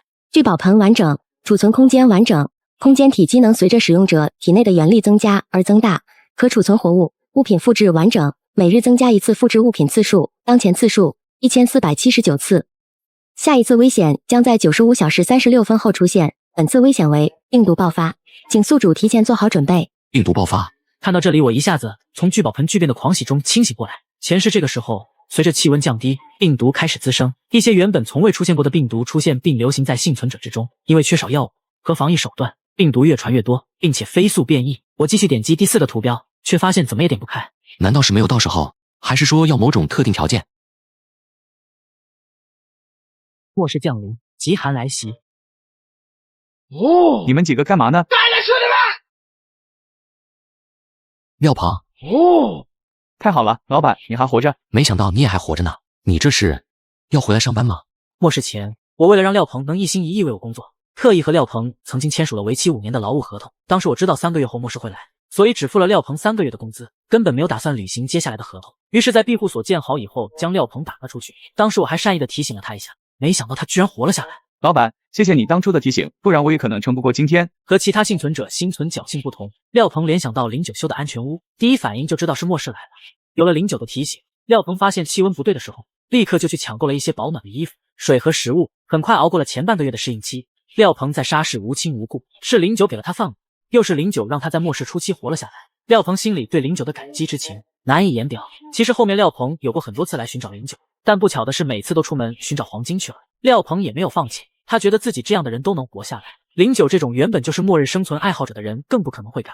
于是过一段时间就上来找林九，这次终于在家了。老板，您让我打造的几把兵器都打好了，只是那几样兵器太重了，我拿不过来。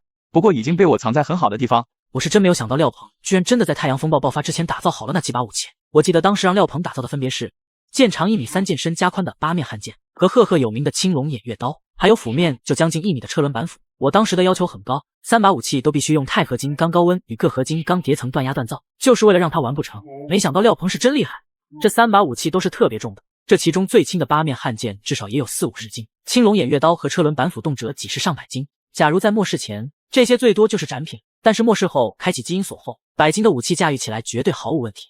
这几把武器在哪里？廖鹏随后说出了地址。此时天色已经快要暗下来，不适合再出去，我决定明天再去拿武器。你应该知道，现在是末世了，我们之间的劳务合同已经作废了。如今你帮了我一个大忙，说说你缺什么，我可以想办法给你弄一些。老板，要不是你给我提了个醒，我根本活不下来。酬劳就算了，我还欠你一条命呢。我看山下的村民都不见了，空的好多房子，我想收拾一间住进去，回头要是有人来找事，我们还能有个照应。我答应了下来，只要不是和我住在一起就好。如果没有经历过赵晓的背叛，廖鹏确实是一个不错的队员。只可惜如今的我不敢相信任何人，财帛动人心啊！我身负聚宝盆的秘密，任何人知道都不会无动于衷的。对了，这些武器老板你拿走一些，我一个人也用不了那么多。不用了，我有。听到这里，廖鹏神情毅凛，心底越发觉得林九深不可测。为了几个小家伙能休息好玩耍好，我让魔王带着2个小弟在空间里搭建几个木屋。长臂猿一开始笨手笨脚，被魔王调教了几十次后才上手。搭好的木屋里面铺上毯子，放上水盆和食盆，虽然造型看起来不怎么样，但好歹有个窝。其中魔王的那个木屋看起来最规整，云豹的那个木屋最潦草。3只元兽已经有很明显的地位差距了，魔王自然是老大。长臂猿虽然社会经验不足，但胜在聪明学习快，当之无愧的老二。云豹智力最低，来得最晚，沦为小弟。饭后我继续让魔王用平板电脑学习9年义务课程。至于长臂猿和云豹，我只是让他们记住自己的气味和声音，然后采取驯养模式。进化到2阶之后，魔王的智力有明显的提升，如今不仅能轻松理解我的话，还能用行动将意思表达给我。见魔王进入认真学习的状态，我便继续回到房间尝试锻炼精神力。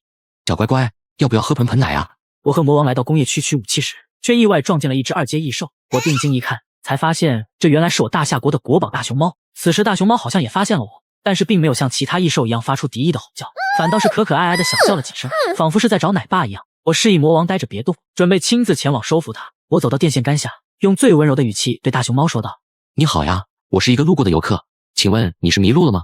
大熊猫听见我声音了，但是还是有些不安地看着。你爬这么高很危险，上面很冷，下来好不好呀？虽然我语气很温柔，但是我每靠近一眼，大熊猫就多了一分不安，这让我很难办。我从空间里拿出一个苹果，乖乖吃不吃苹果呀？大熊猫看见苹果，眼神警惕性明显降低了些，但似乎有什么顾虑，依旧没有下来。于是我准备放出最狠的招，我直接从空间里掏出一罐奶粉和一个不锈钢小脸盆，再倒入热水搅拌了起来。小乖乖，要不要喝盆奶啊？看到熟悉的盆奶，这只大熊猫的眼睛立刻就亮了，手脚并用着就下来了，然后立马跑到了我面前喝起了盆奶。等大熊猫喝完奶后，我又掏出一把新鲜竹子。我有很多的盆奶，还有很多的川省的竹子，和我回家好不好呀？在美食的诱惑下，大熊猫选择跟我回家。随后我便把它收入了空间中，并严厉叮嘱了空间里的长臂猿和云豹，不可以欺负大熊猫。还是幼年大熊猫，不费吹灰之力就拿下了，以后还能培养，这波真是赚了。哎呦，魔王别这么小气，你是元兽老大，要有气度。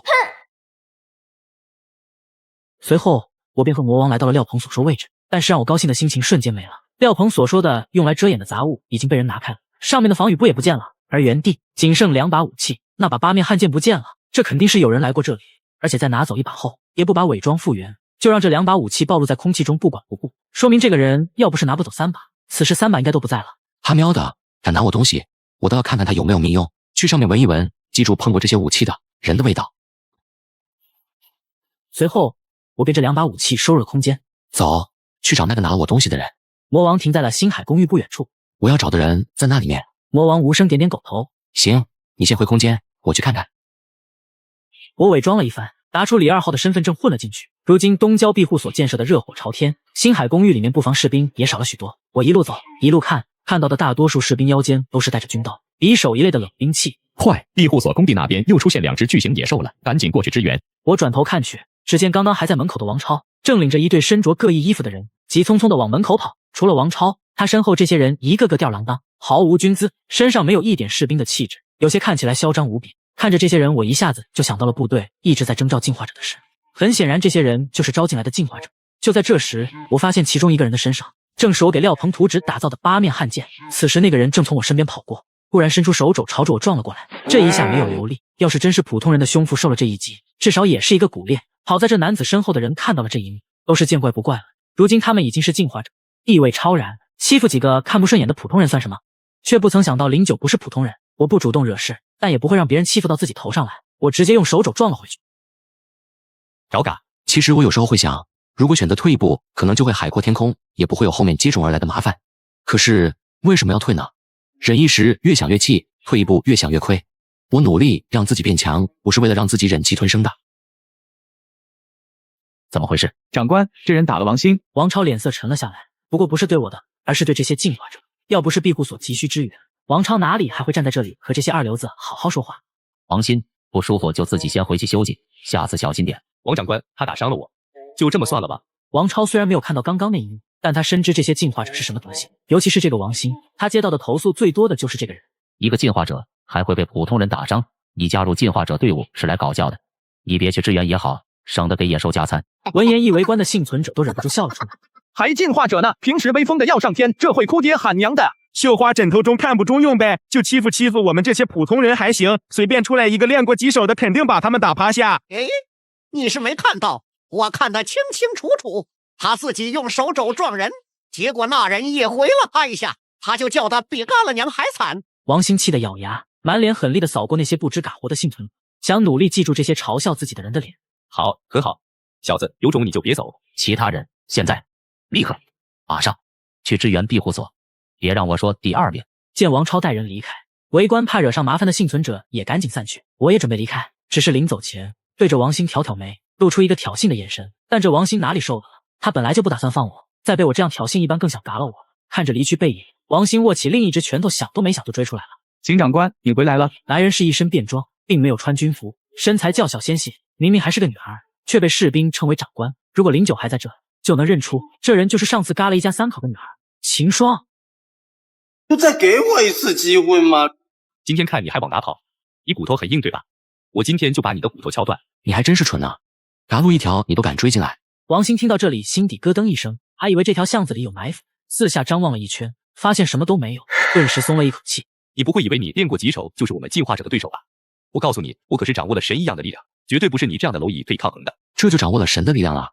面对这样的蠢货，我也不想再废话什么，问了最后一个问题：你背后那把剑是从哪里来的？这把剑是你的呀？哟，难怪之前用那么恶心的眼神看我，你还真提醒我了。那我就用这把剑敲你的骨头吧。这是在干什么？伤敌1000，自损800。去嘎吧，小子。呀，我是秦霜。是你？你现在在部队里？我现在在部队里是一名低级军官。那我嘎了他，你准备怎么办？我什么也没看见，他本来就讨人嫌，活该。两个人在半尬不尬的氛围里聊了几句，我有些受不了这样的气氛，直截了当问道：对了，你在部队里应该有很多普通人不知道的消息吧？能不能和我说说？我可以给你物资作为报酬。能的，能的。随后我便问了一些关于基因所和进化者的问题，经过交谈才知道，原来部队里早在末世前就有少量的基因所解开者，他们称之为进化者。但那时候的进化者大多靠官方发放的基因药物偶然开启基因所，几乎几千个志愿士兵中才有一个。科学家把这种体质称为进化亲和体质，而09所知道的原物质在部队里被居然也叫原物。开启基因所主要条件是2方面，一方面是身体能吸收原物质，有些人是原物质绝缘体，无法吸收任何原物质，大部分人多多少少都能吸收一点点。根据吞服的每100单位原物质吸收的多少，将进化亲和体质分为下面几个等级：1-20单位为 D 级，20-40单位为 C 级，40-60单位为 B 级，60-80单位为 A 级，还有80-100单位为 S 级。部队里已经有科学家发现，大部分野兽能吸收原物质的等级至少是 C 级以上，而人类大部分都是 D 级，能开启基因所的基本都是 C 级。C 级已经是极其稀少的基数，大概1000人中才能有一个。B 级则是1000个 C 级中可能才有一个，但即使拥有 B 级进化亲和体质，也不一定能开启基因所。这就涉及到开启基因所的第2个条件，意志力或者说精神力，需要比常人要强得多的人才有几率开启基因所。目前已知部队里的进化者出现几率比普通人要高些，因为士兵大多意志比较坚定，而 S 级体质亲和者目前还没有出现过。秦霜已经是部队里已知亲和等级最高的人， A 级，他如今维持基因锁的时间已经能够达到7秒，是新晋进化者里维持时间最久的。说到这里，秦霜露出一个有些自豪的表情，期待的看着09，似乎在等我的夸奖，但他却不知道我已经可以持续32秒。我避开秦霜有些灼热的目光，继续说道：谢谢你告诉我这些，你需要什么物资，可以跟我说，我去给你找来。不用了，我只是动动嘴巴，不算什么的。突然像是想到什么，秦霜说道：哦，对了，有个消息，不知道你有没有兴趣知道？什么消息？部队高级军官得到消息，有从北上来的大人物南下准备来沙市，是开着一艘破冰船来的。但是因为是临时修好的破冰船，半路抛锚了，需要一些零件重新修，就派人来到沙市找林少将求助。林少将前几天带着10几个进化者和几个维修人员过去支援了。破冰船？行，我知道了。对了，最近几天感觉得流感的人变多了，我怀疑可能会爆发大规模瘟疫。如果发现自己感冒发烧的话，把这几种药吃下去，按时吃3天，不要间断。上面写了具体要吃多少。秦霜看了一眼09，又看了一眼递过来的药，一双手不知道该伸出来还是收回去。想伸出来是因为从小到大，他生病的时候都没有吃过药。小时候有一次他高烧被邻居发现，母亲却说：吃什么药，喝点水就好了，让我花那个钱，不可能。他没有一次不是自己熬过来的，可现在却有人关心自己，自己还没生病就提醒自己如果生病要吃药。他想接过这份关心，可是又觉得这些药如此珍贵，他觉得用在自己身上浪费，他不敢接。09将药递过去，却半晌等不到秦霜接过，紧接着就看到女孩低下头，一滴泪水落在了药盒上。09微微一愣，不明白秦霜为什么突然哭了，看了一眼天色，已经不早了。09将药往秦霜怀里一塞，再次叮嘱道：病了记得吃药，如果遇到麻烦，可以在这条巷子里给我留点记号。说完，我便提着剑快步闪出了巷子。我走后，秦霜还怔怔抱着怀里的药盒，久久没有回神。秦霜抓紧了手里的药盒，用只有自己能听到的声音说道：谢谢你。末世降临仅7天，我打造了世界上最强悍的避难所，而我最忠诚伙伴却是一条狗。上一世，在末世相互扶持了8年的伙伴，在开启聚宝盆空间之时，被最信任的人背叛。09，别怪我，能开启空间也有我的功劳，你就安心去吧，我会替你好好守护聚宝盆的。呵，可他并不知道聚宝盆的空间与我灵魂相连，自己死了，聚宝盆自然也失去了价值。赵晓只不过拿着一个破碗罢了。既然上天给我重生的机会了，我势必要把赵晓挫骨扬灰。随后我看了看手机，2024年3月1日，离末世降临还有3个月。想到这里，09心里突然一沉，想要在这场末世浩劫中活下去，自己得在这宝贵的3个月内做好充足的准备。我回到书房，打开保险箱，从里面拿出一个其貌不扬的网，碗很破旧，甚至还一个豁口，拿出去往路边一蹲，甚至都可以原地乞讨。但只有我知道，这是一件自带空间的神奇宝物，需要特定的东西才能开启。如今我要做的第一件事就是开启聚宝盆。想到这里，我循着上世的记忆前往城南古玩市场寻找开启空间的关键物品，带有特殊花纹的2枚古币。就在这时，不远处出现了一阵骚动，不少人都围了过去吃瓜。老头，我昨天拿去鉴定了，这就是个现代工艺品，亏你还卖10万1枚，给我退钱！今天必须给我退钱！这真的是我家祖传的宝贝？什么破宝贝？你退不退？再不退钱，我要报警了！此时我耳边传入一个熟悉的声音：这种事这里没几个月都要来一回，要是在以前，这小子非得被打一顿不可。此人正是我从初中到高中的同学和朋友，末世患难8年却背叛了我的人赵晓。我以前怎么就没发现赵晓这人这么阴险？这一世我得好好折磨一下他，不能让他这么容易的死去。我瞳孔骤然一缩，仔细看了一眼，那枚古币正是开启聚宝盆的古币的其中1枚。能给我看看吗？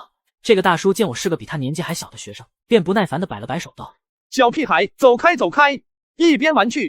我喜欢收集不同的钱币，我对你手里这枚钱币有兴趣，你可以转卖给我。此言一出，周围的人发出了一阵窃窃私语声。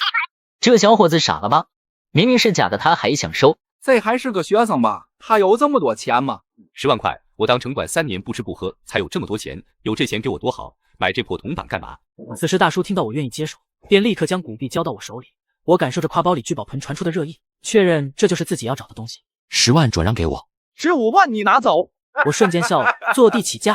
小伙子，你要这种古币的话，我这里还有1枚，10万卖你。你还有吗？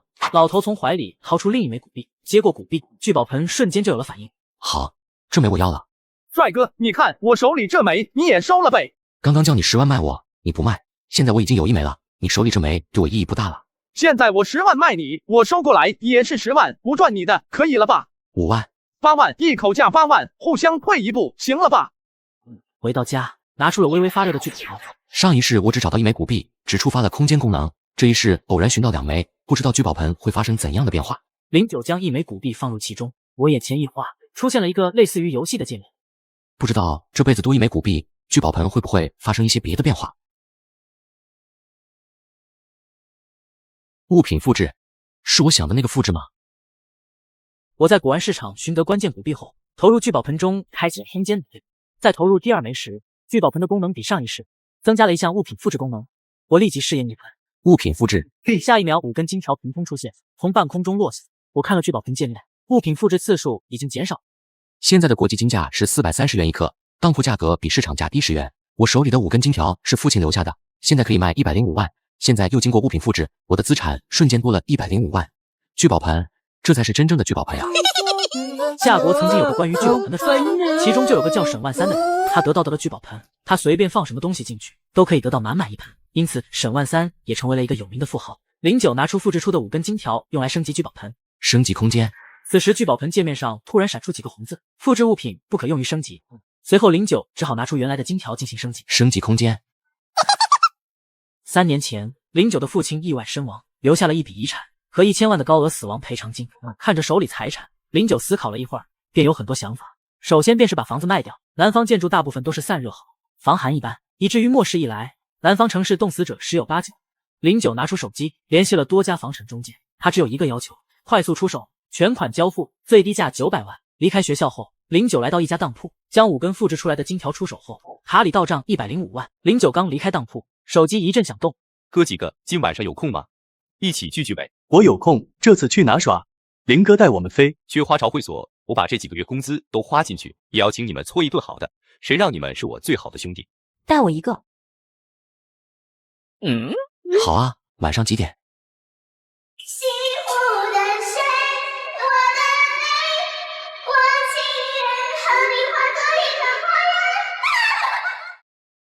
林哥，咱们今晚可要来个不醉不归。09、阿淼，今晚我可为你们准备了好节目。呵呵，这赵小长得丑，玩的倒是挺花。我倒是要看看赵小今天能不能拿出这么多钱。09，这可是我为你和阿淼叫的，谢谢你们做我赵小的兄弟。来，干了这一杯。我有点感冒，吃了头孢不能喝酒，你们喝吧。此时徐菲菲醉眼朦胧的表示自己要回家了。菲菲，我送你回家吧。一个女生大晚上的回去不安全。我和赵哥顺路，一起。呵呵，那就买单一起走吧。此时几个人的脸瞬间就拉了下来。这时候服务生带着账单走了进来，一共消费38500，摸了个零头38000。你们看我干什么？赵小说他请客呀。赵小像是才反应过来，摸了摸自己的口袋，拿出手机尴尬道：糟了，手机没电了，麻烦你给他拿个充电器。服务生鄙夷的看了赵小妹，离开了包厢去拿充电器。看着点，别让他们给跑了。09，今天这个你先结了，下一周我请。赵小，今天是你说要请客，把大家叫出来的吧？你别告诉我，你请客都不带钱。充电吧，先生，再过1个小时我们就要打烊了。够了，09，我求你先把账结了，有什么事我们回头再说好吗？这么说，你真是请客没带钱哦。呵呵，既然是这样，那大家 AA 吧。什么？ AA 出来玩，你们不会还要我一个女生买单吧？我不知道今天要 AA 啊，我没带钱啊。这是我的那一份，其他的找他们。09付完钱后便动身离开，还差28000元，请买单。会所也选择了报警，警察来了以后，3人才打电话跟家里人要钱，才得以结了账。走出会所的3人不欢而散。赵小的重色轻友，黄淼和赵小几乎决裂，徐菲菲也没有给赵小好脸色，回去就把赵小给拉黑了。09把房子卖出去以后，也顺便找了中介租了仓库。正当签完合同时，09拦下了中介。廖先生有没有兴趣为我做事？我可以给你1年50万的年薪。年薪50万？你不是和我开玩笑吧？是这样，我是一个末日生存爱好者，想在沙市建一座独立庇护所，但我人在海市抽不开身，希望有人能帮我。末日生存爱好者，庇护所？年轻人，你是不是在逗我？说罢，09转手就给廖鹏赚了10万，这是2个月的工资。廖鹏为了保险，还是和09签了一份劳务合同。有了这份工作，我只要再工作几年，就能在海市郊区买房了，比现在的房产中介不知道强了多少倍。我一定要好好干，让林老板看到我的能力。廖鹏却不知道这份工作3个月就到头了。廖鹏，你先去沙市找一块愿意出售的宅基地。我的要求是地势高、平坦，周围没有高楼大厦，位置偏僻，土地面积大，可以直接动工那种。好的，老板。约好客户经理以后，09直奔银行而去。您好，先生，请问需要办理什么业务？我是来购买黄金的。昨天我已经和楚经理预约过了。此时楚小蝶笑着走来，林先生您好，我是楚经理，请跟我来。随楚经理带着09来到了 VIP 贵宾窗口，楚小蝶对09说明了实体金条的购买流程和一些注意事项，便从保险柜里清点出60根金条。此时一阵寒意袭来，作为末世死人堆里活下来，一眼就看出了不对劲。慢着，我今天先不买了。林先生，这些金条已经是您的了，你要退回的话，等于是让金条走回购流程，您会损失加工费和服务费。快把金条收起来。林先生，这些金条还在我这边的柜台上，也是我行的责任，请您不要左右过而言他。你说的呀。爷爷，您孙子给您来电话了。林先生您好，你昨天在我行的黄金交易还未完成，请问什么时候有时间来提取黄金呢？30分钟。09从银行拿回金条后，便回到了仓库，看着眼前的100多根金条，竟有些不知所措。随后09将2只手放在金条堆上，物品复制。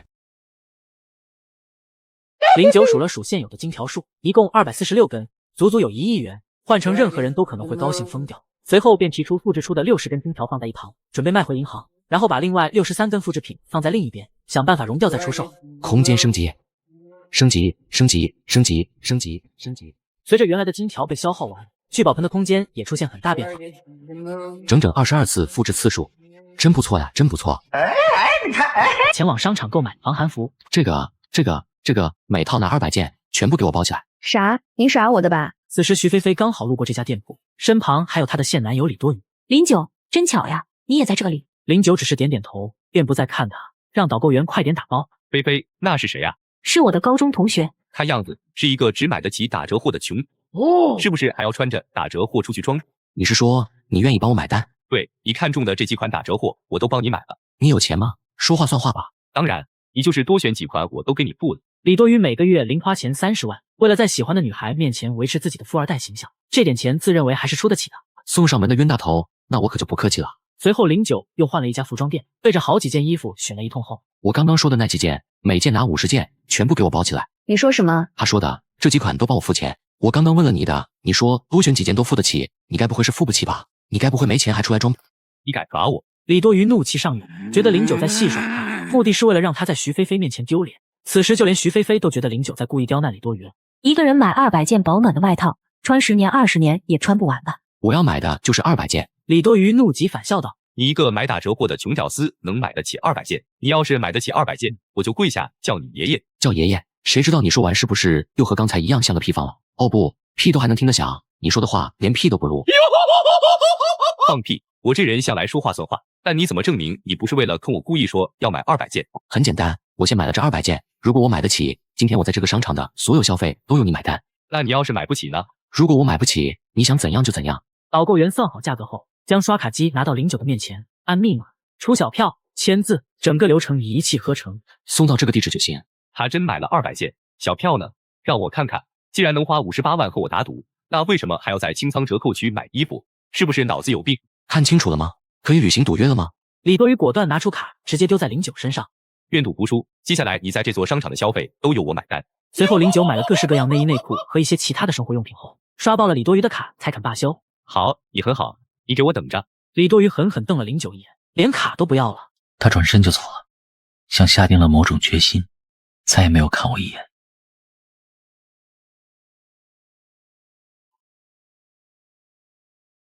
什么事？哎呦我去，大半夜的吓死人呐！你的货我给你送到了，开门。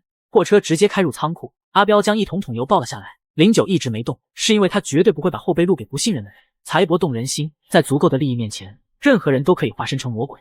兄弟，验验货。不必了，相信你。随后谢金星和阿彪驱车离开了。老谢，你是不是太小心了？刚刚我们明明有机会下手的。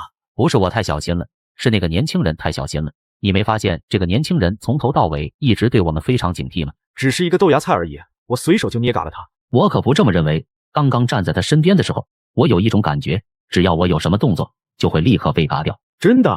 我看他手里什么武器都没有，就算要掏，也不可能比你快吧？你应该知道我的感觉救了我很多次。你忘了老金失踪的事了？那天我是感觉到老金要对这个人下手的，当时我还随口提点了一句。可是从那天以后，老金就消失了，而他安然无恙。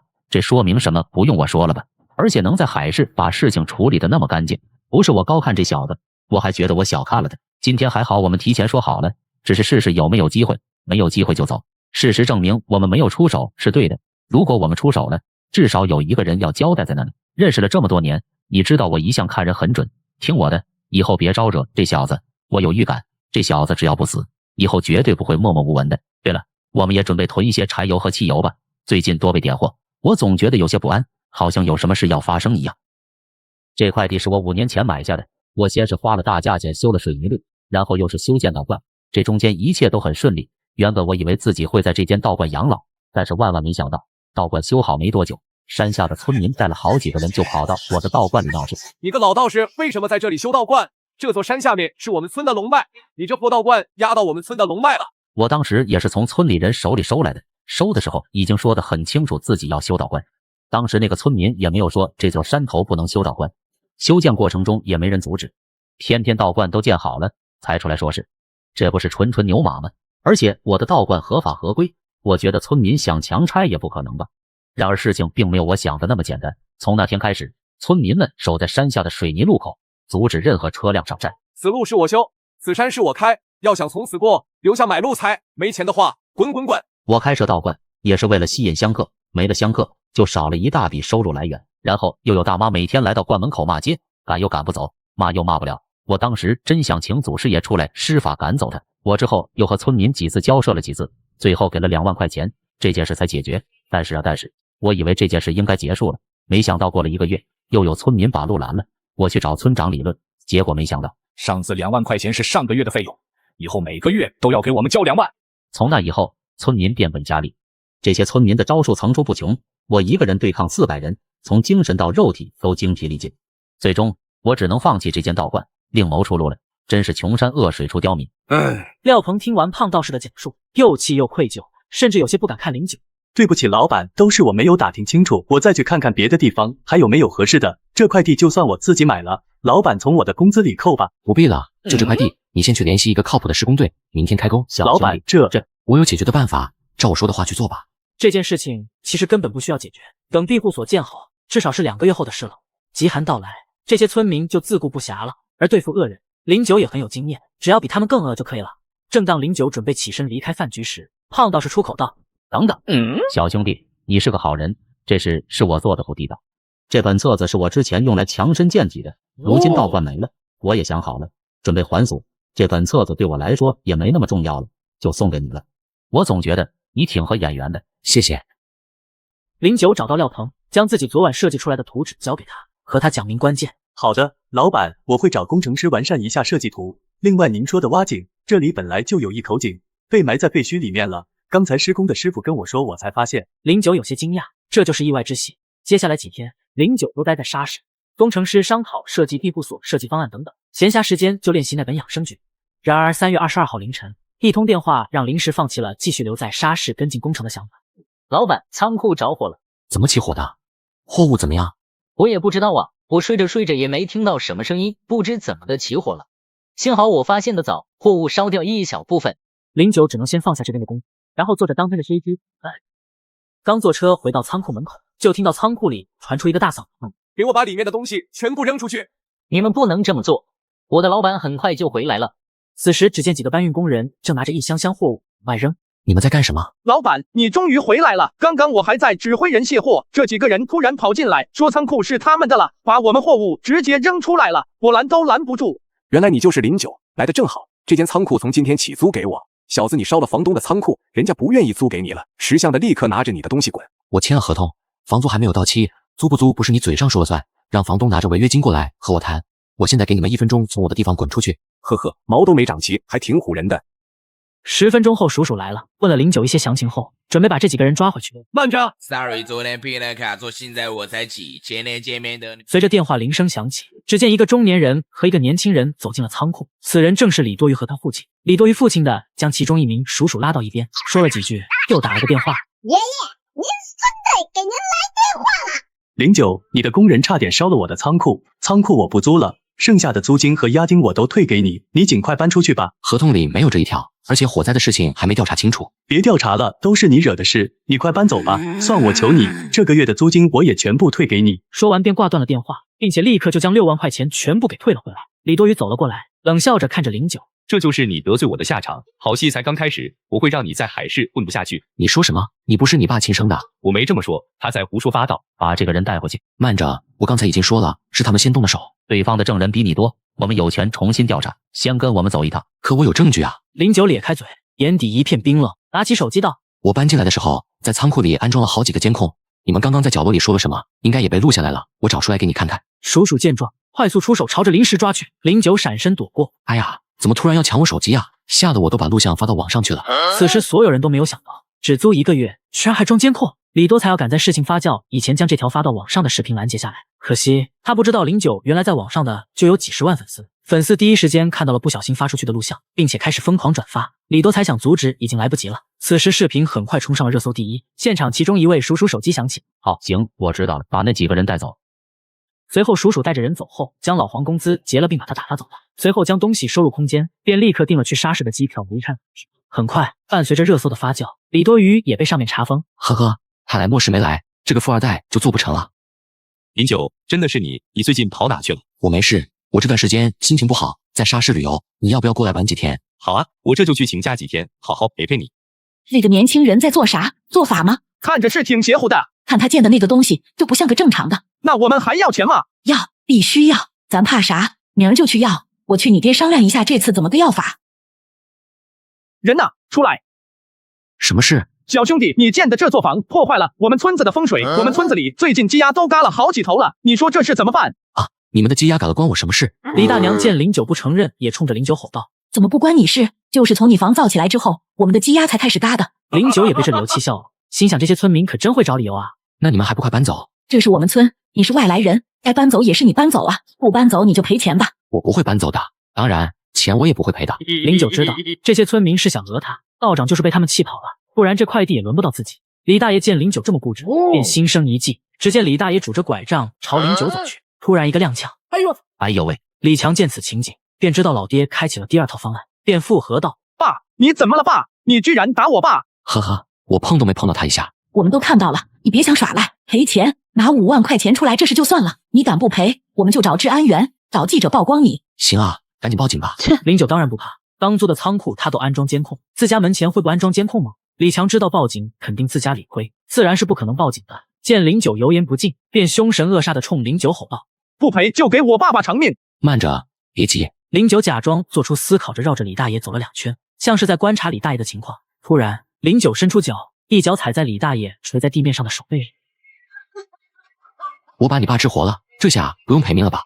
见此，李大娘和李强也顿时无语子了，这小子居然不按套路出牌。见事情败露，李大爷又哀嚎起来：哎呦，我的手断了！09那一脚可不轻，疼得李大爷脸上皱纹都挤在了一起。原本只是想装伤的，现在真受伤了。其余2人怒冲天，正要发作，09突然说道：要不你们先带这个老大爷去医院看看，回头我给你们报销医药费，怎么样？这突然的妥协让3人又是一怔，都有一种一口气堵在胸口的感觉。但是人家都已经同意了，要是他们再闹，万一人家反悔了怎么办？随即便继续吼道：你要赔偿医药费、营养费，还有精神损失费，还有误工费。09点点头，故意装作一副大好人的样子。好，你们先去吧，我房子在这里也跑不了，治疗要紧。小子，你要是敢不赔我，一定让你后悔！放了几句狠话，3人搀扶着李大爷上了拖拉机，向着山下开去。09当然不可能赔什么医药费，不过是想将这3人打发走罢了。过几天暴风雪来袭，他不相信他们还能上山。哥哥，电话来啦！沙卡拉卡。赵晓，干嘛？09，你猜猜我在这里碰到了谁？谁？我们海市的首富之子沈金斌。沈金斌？对呀，他还和我主动说话呢，知道我在沙市玩，和我约好明天一起去潜水，让我叫上你一起。09，你居然认识这样的超级富二代，你隐藏的也太深了吧，真不够意思。09，你去不去？去，当然去。09知道这是一次机会，沈金斌前世害嘎自己的元凶之一，他可不想放过这次机会。09，怎么才来啊？沈大少都等了好一会了。抱歉啊，路上堵车，来晚了。没关系，人来了就好。走吧，上船。沈金斌先走上了游艇，赵晓亦步亦趋的跟上。09刚准备走上游艇时，就被一个黑衣大汉拦住。先生，我要检查一下你身上有没有带什么危险物品。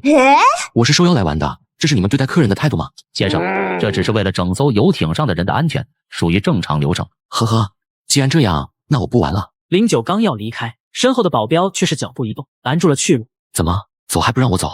这是沈少爷的私人游艇，既然来玩，就请配合一下，给我们少爷一个面子。09瞥了一眼在外看戏的沈金斌，眼神一冷。他算什么东西？我要给他面子。我认识他吗？保镖气得身体发抖，恨不得马上嘎了09。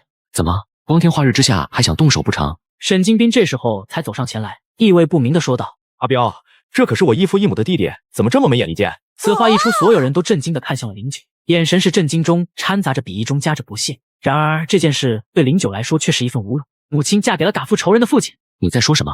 我根本不认识你。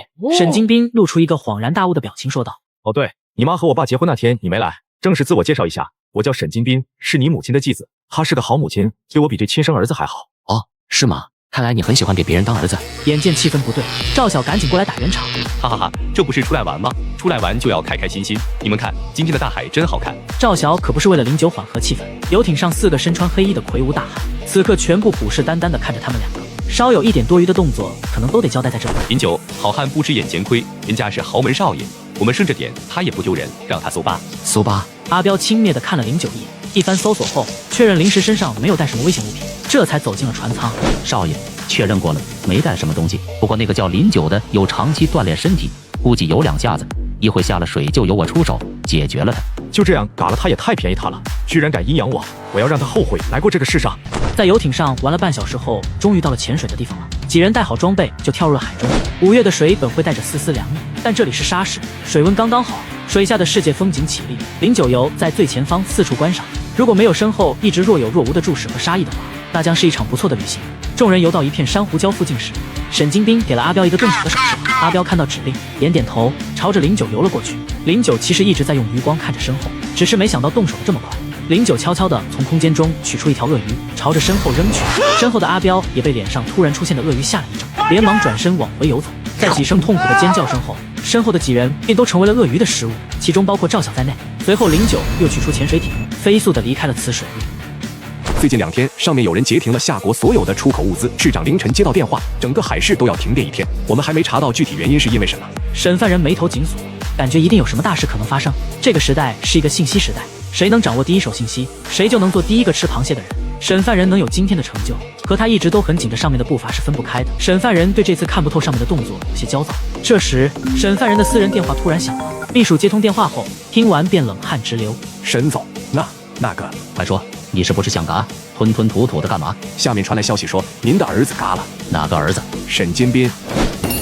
怎么可能？不是阿彪带着去的吗？当时不是说那个09就是个普通大学生吗？找到那个09，将他活捉带回科研室，我要让他后悔来过这个世上。是。还有，叫人把我其他的几个儿子都接回来。审犯人虽然有很多儿子，但是沈金斌却是他最心疼的一个，也是基因所开发最好的一个。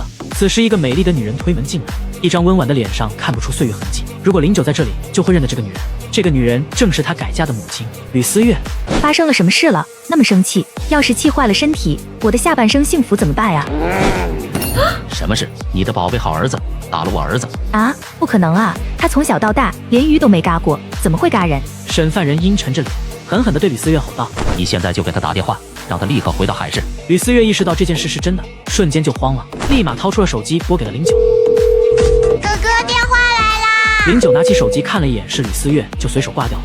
吕思月这个女人，09已经整整11年没有见过她了。09在嘎掉沈金兵之前，从他那得到父亲去世的真相，这一切的起因都是因为这个女人。此时出租车广播传出来一阵警告声，打断了正在发闪的09。各位市民请注意，这不是演习，太阳风暴还有10分钟经过本市，请远离一切电子设备。啥玩意儿？太阳风暴？好家伙，我开了一辈子车，还没听说过这种东西。第一波危险将在7分钟后降临，请做好准备。09立即甩了一张100元大钞扔在车上，这年轻人立马下车就跑向共享单车处，随手扫了一辆单车，骑着就往安全屋跑去。因为他知道这可不仅仅只是一场太阳风暴那么简单。太阳风暴带来的电磁脉冲确实对人体没有什么影响，但太阳风暴引发的超强地磁风暴会让蓝星磁场出现巨变，几乎所有人都会出现身体不适、头晕、呕吐、昏迷等症状，据说还会影响基因导致变异。然而世界上的所有国家都还没有意识到，这次电磁脉冲并没有想象的那么简单。第一波危险将在30秒后降临，请做好准备。09直接将手里的共享单车一丢，以最快的速度开启大门。第一波危险将在5秒后降临，请做好准备。咔嚓一声，第2道门开了。3秒、2秒、1秒，太阳风暴到达，地磁风暴正在形成中，原物质正在快速生成。原物质？那是什么？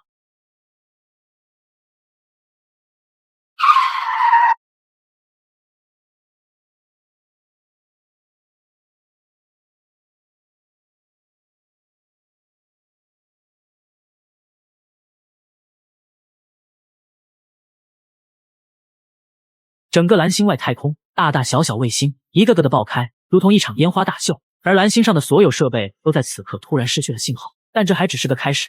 此刻眼前的聚宝盆界面正在悄然发生着变化。本次重启原大量生成中，将加快蓝星所有生物进化速度。检测到火种处于安全环境，尽快吸收源完成进化。检测到火种失去意识，辅助程序开启。聚宝盆自主启动，启动中，启动完毕，开始吸收源。09虽然在昏迷中，但是能感受到无穷的细小物质正朝着他身体聚拢，融入进他的身体、细胞、他的基因之中。此时09的基因链正在飞快断，又在瞬间重组。这种状态和解开基因锁的情况一模一样，但正常时候解开基因锁的时候，基因断裂后远远没有那么快的重组速度，而且还伴随着剧烈疼痛。此刻昏迷中的09丝毫感受不到解开基因锁的剧痛。与此同时，蓝星上的其他生灵也在无意识中吸收着源。吸收最快的是动物，其次是植物，最后才是人类。但即使是最强大的动物，也远远没有09此刻吸收的多。一天一夜后，地磁风暴接近尾声，末世正式开启，下一波危险临近72小时内将开启倒计时。没一会儿，09的眼皮跳动了一下，醒了过来。太阳风暴和地磁风暴过去了，原物质是什么？算了，先吃饭吧，饿死了。09从空间内取出一口锅、磁炉、一块牛肉，还有一包火锅底料。09还弄了点配菜，边煮边吃。没多久，5斤牛肉就下了肚。我什么时候这么能吃了？虽然饱腹感很强，但不知为何总有一种还没吃饱的感觉。他并不知道这正是基因锁解开后，吸收了原物质后，身体正在悄然地发生改变。09走到门外，此时正下着大雨，回想着前世风暴过后的情景，和现在差不多。当时人们还只是以为这场雨仅仅只是一波强冷天气，但到了第3天，气温又接着骤降20多度，很多地方都出现冰雹、强台风、暴雪等极端天气。人们开始察觉出不对劲，冒着大雪到处哄抢物资。然而到了第4天的时候，气温再次骤降，一天之间降温30几度，许多出去购买物资来不及回家的人，在暴风雪中失温而感。南方气温都下降到了零下50摄氏度左右，北方那更不用说。人体适应温度需要一个过程，而太阳根本没有给人类适应的时间。人们开始陷入恐慌和混乱，终于意识到末世来了。今天我准备去港口扫荡一波，毕竟谁会嫌弃物资多呢？街道上不少人已经有意识地购买储备物资，现在他们还会花钱购买物资的人，过2天就可能开启零元购了。我要在这些人反应过来之前，先去零元购一波。沙市南部港口是国际贸易的大港口，这片港口平日里管理人员不少，但经过太阳风暴后，不少人被这场变故吓得跑回了家。如今没有电力，只要小心点是很难被发现的。我走到一个集装箱前，意念一动，里面的东西就被转移到了空间内。这是一箱西瓜，嘿嘿，还不错啊。随后我见箱就收，不管是啥，先收为敬。工艺品、生活用品、食物、工业用品等等等等。哈哈，笑死我了。谁？他喵的，有本事出来！怎么了？我出来了，你又能奈我何？你特喵的，是不是想嘎？李逵被我嘲笑一番后，又开局失利，此时心中更是一团，正想找人泄愤，拿着锤子就向我冲了过来。我是谁？我肯定不会惯着他，反手就掏出了我的大老虎放回去。很快我就被带到一处空地，当时让我眼前一惊的是，前面还有2个女生迷路，现在正在被询问，而其中有个女生就是我高中同学许晴。许晴，哎，09，你怎么也在这里？在这种陌生又肃穆的环境下，有个认识的男生，无疑大大提高安全感。你们认识？对，我们是同学。许晴一激动，说话语速就变快，漏了高中2个字，这下坐实了我是一个学生的身份。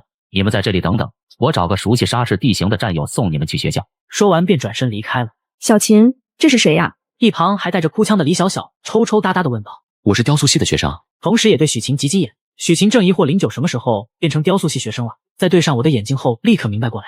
对，他也是大一新生。3人闲聊了几句，很快王超就带着1个人过来。这是李伟，他也是沙市人，知道你们学校的路，你们跟着他走。我在回女生宿舍的路上，突然听到一阵的沙沙声。别说话。你干嘛？衣服湿漉漉的，难受死了，快走啊！许晴，最近的建筑在哪里？许晴见09神情严肃，第6感告诉他有什么不好的事情要发生，立即说道：这个方向几百米外就是体育馆。我一把夺过手电筒，朝着手指的方向跑去，还是好心的提醒了一句，至于他们跑不跑，那就不关我事了。好，下冰雹了。什么？2女还没反应过来，李伟已经朝着09跑的方向追了过去，周围一片漆黑，没了光源，许晴和李小小不得不跟上。神经病呀，跑什么呀？等等我们看不见了。沙沙沙的声音越来越响，许晴想到09说的话，也惊慌起来，拼命压榨出自己舞蹈特长生的体能，按照记忆飞奔向体育馆。小晴，我摔倒了，你在哪？等等我好害怕。许晴身体微微一顿，耳边传来的冰块砸地声让她只是犹豫了1秒，就咬牙继续往前。身后李小小惨叫一声，便再没了动静。许晴双眼泛红，抿紧嘴唇拼命讨债，然而她的速度始终没有冰雹的速度快，一颗拳头大小的冰雹砸在了她的肩上。许晴有些吃痛，却不敢停下。下一秒，一颗人头大小的冰雹踏过许晴的鼻尖，砸在地上，差点就砸中她。09，救救我！ 09早已跑到体育馆门口，只是假装听不到而已。许晴离体育馆还有100来米，可这点距离却犹如天鹤，身边全是巨大的冰雹砸落在地的声音，或许下一秒他就会嘎。奔跑中的许晴以不可思议的灵活动作，险险避开了好几个人头大小冰雹。然而他却不知道自己身体的基因正在飞快地发生异变，飞快断裂又重新重组，然后在离体育馆还剩几十米的时候，他没力气了。你们不是同学吗？为什么见嘎不救？这个女人和那个女人不也是同学吗？她为什么不救？李伟被对得说不出话来。为什么不救？因为怕嘎，因为别人的生命没有自己的重要，这就是人性。我能提醒一句，已经是仁至义尽了。随后林九和李伟一起进入了体育馆。你们睡这里，我去别的地方睡，别再跟着我。等一下，你同学好像发病了。林九这才注意到许晴身体的蜷缩着，五官痛苦的扭曲，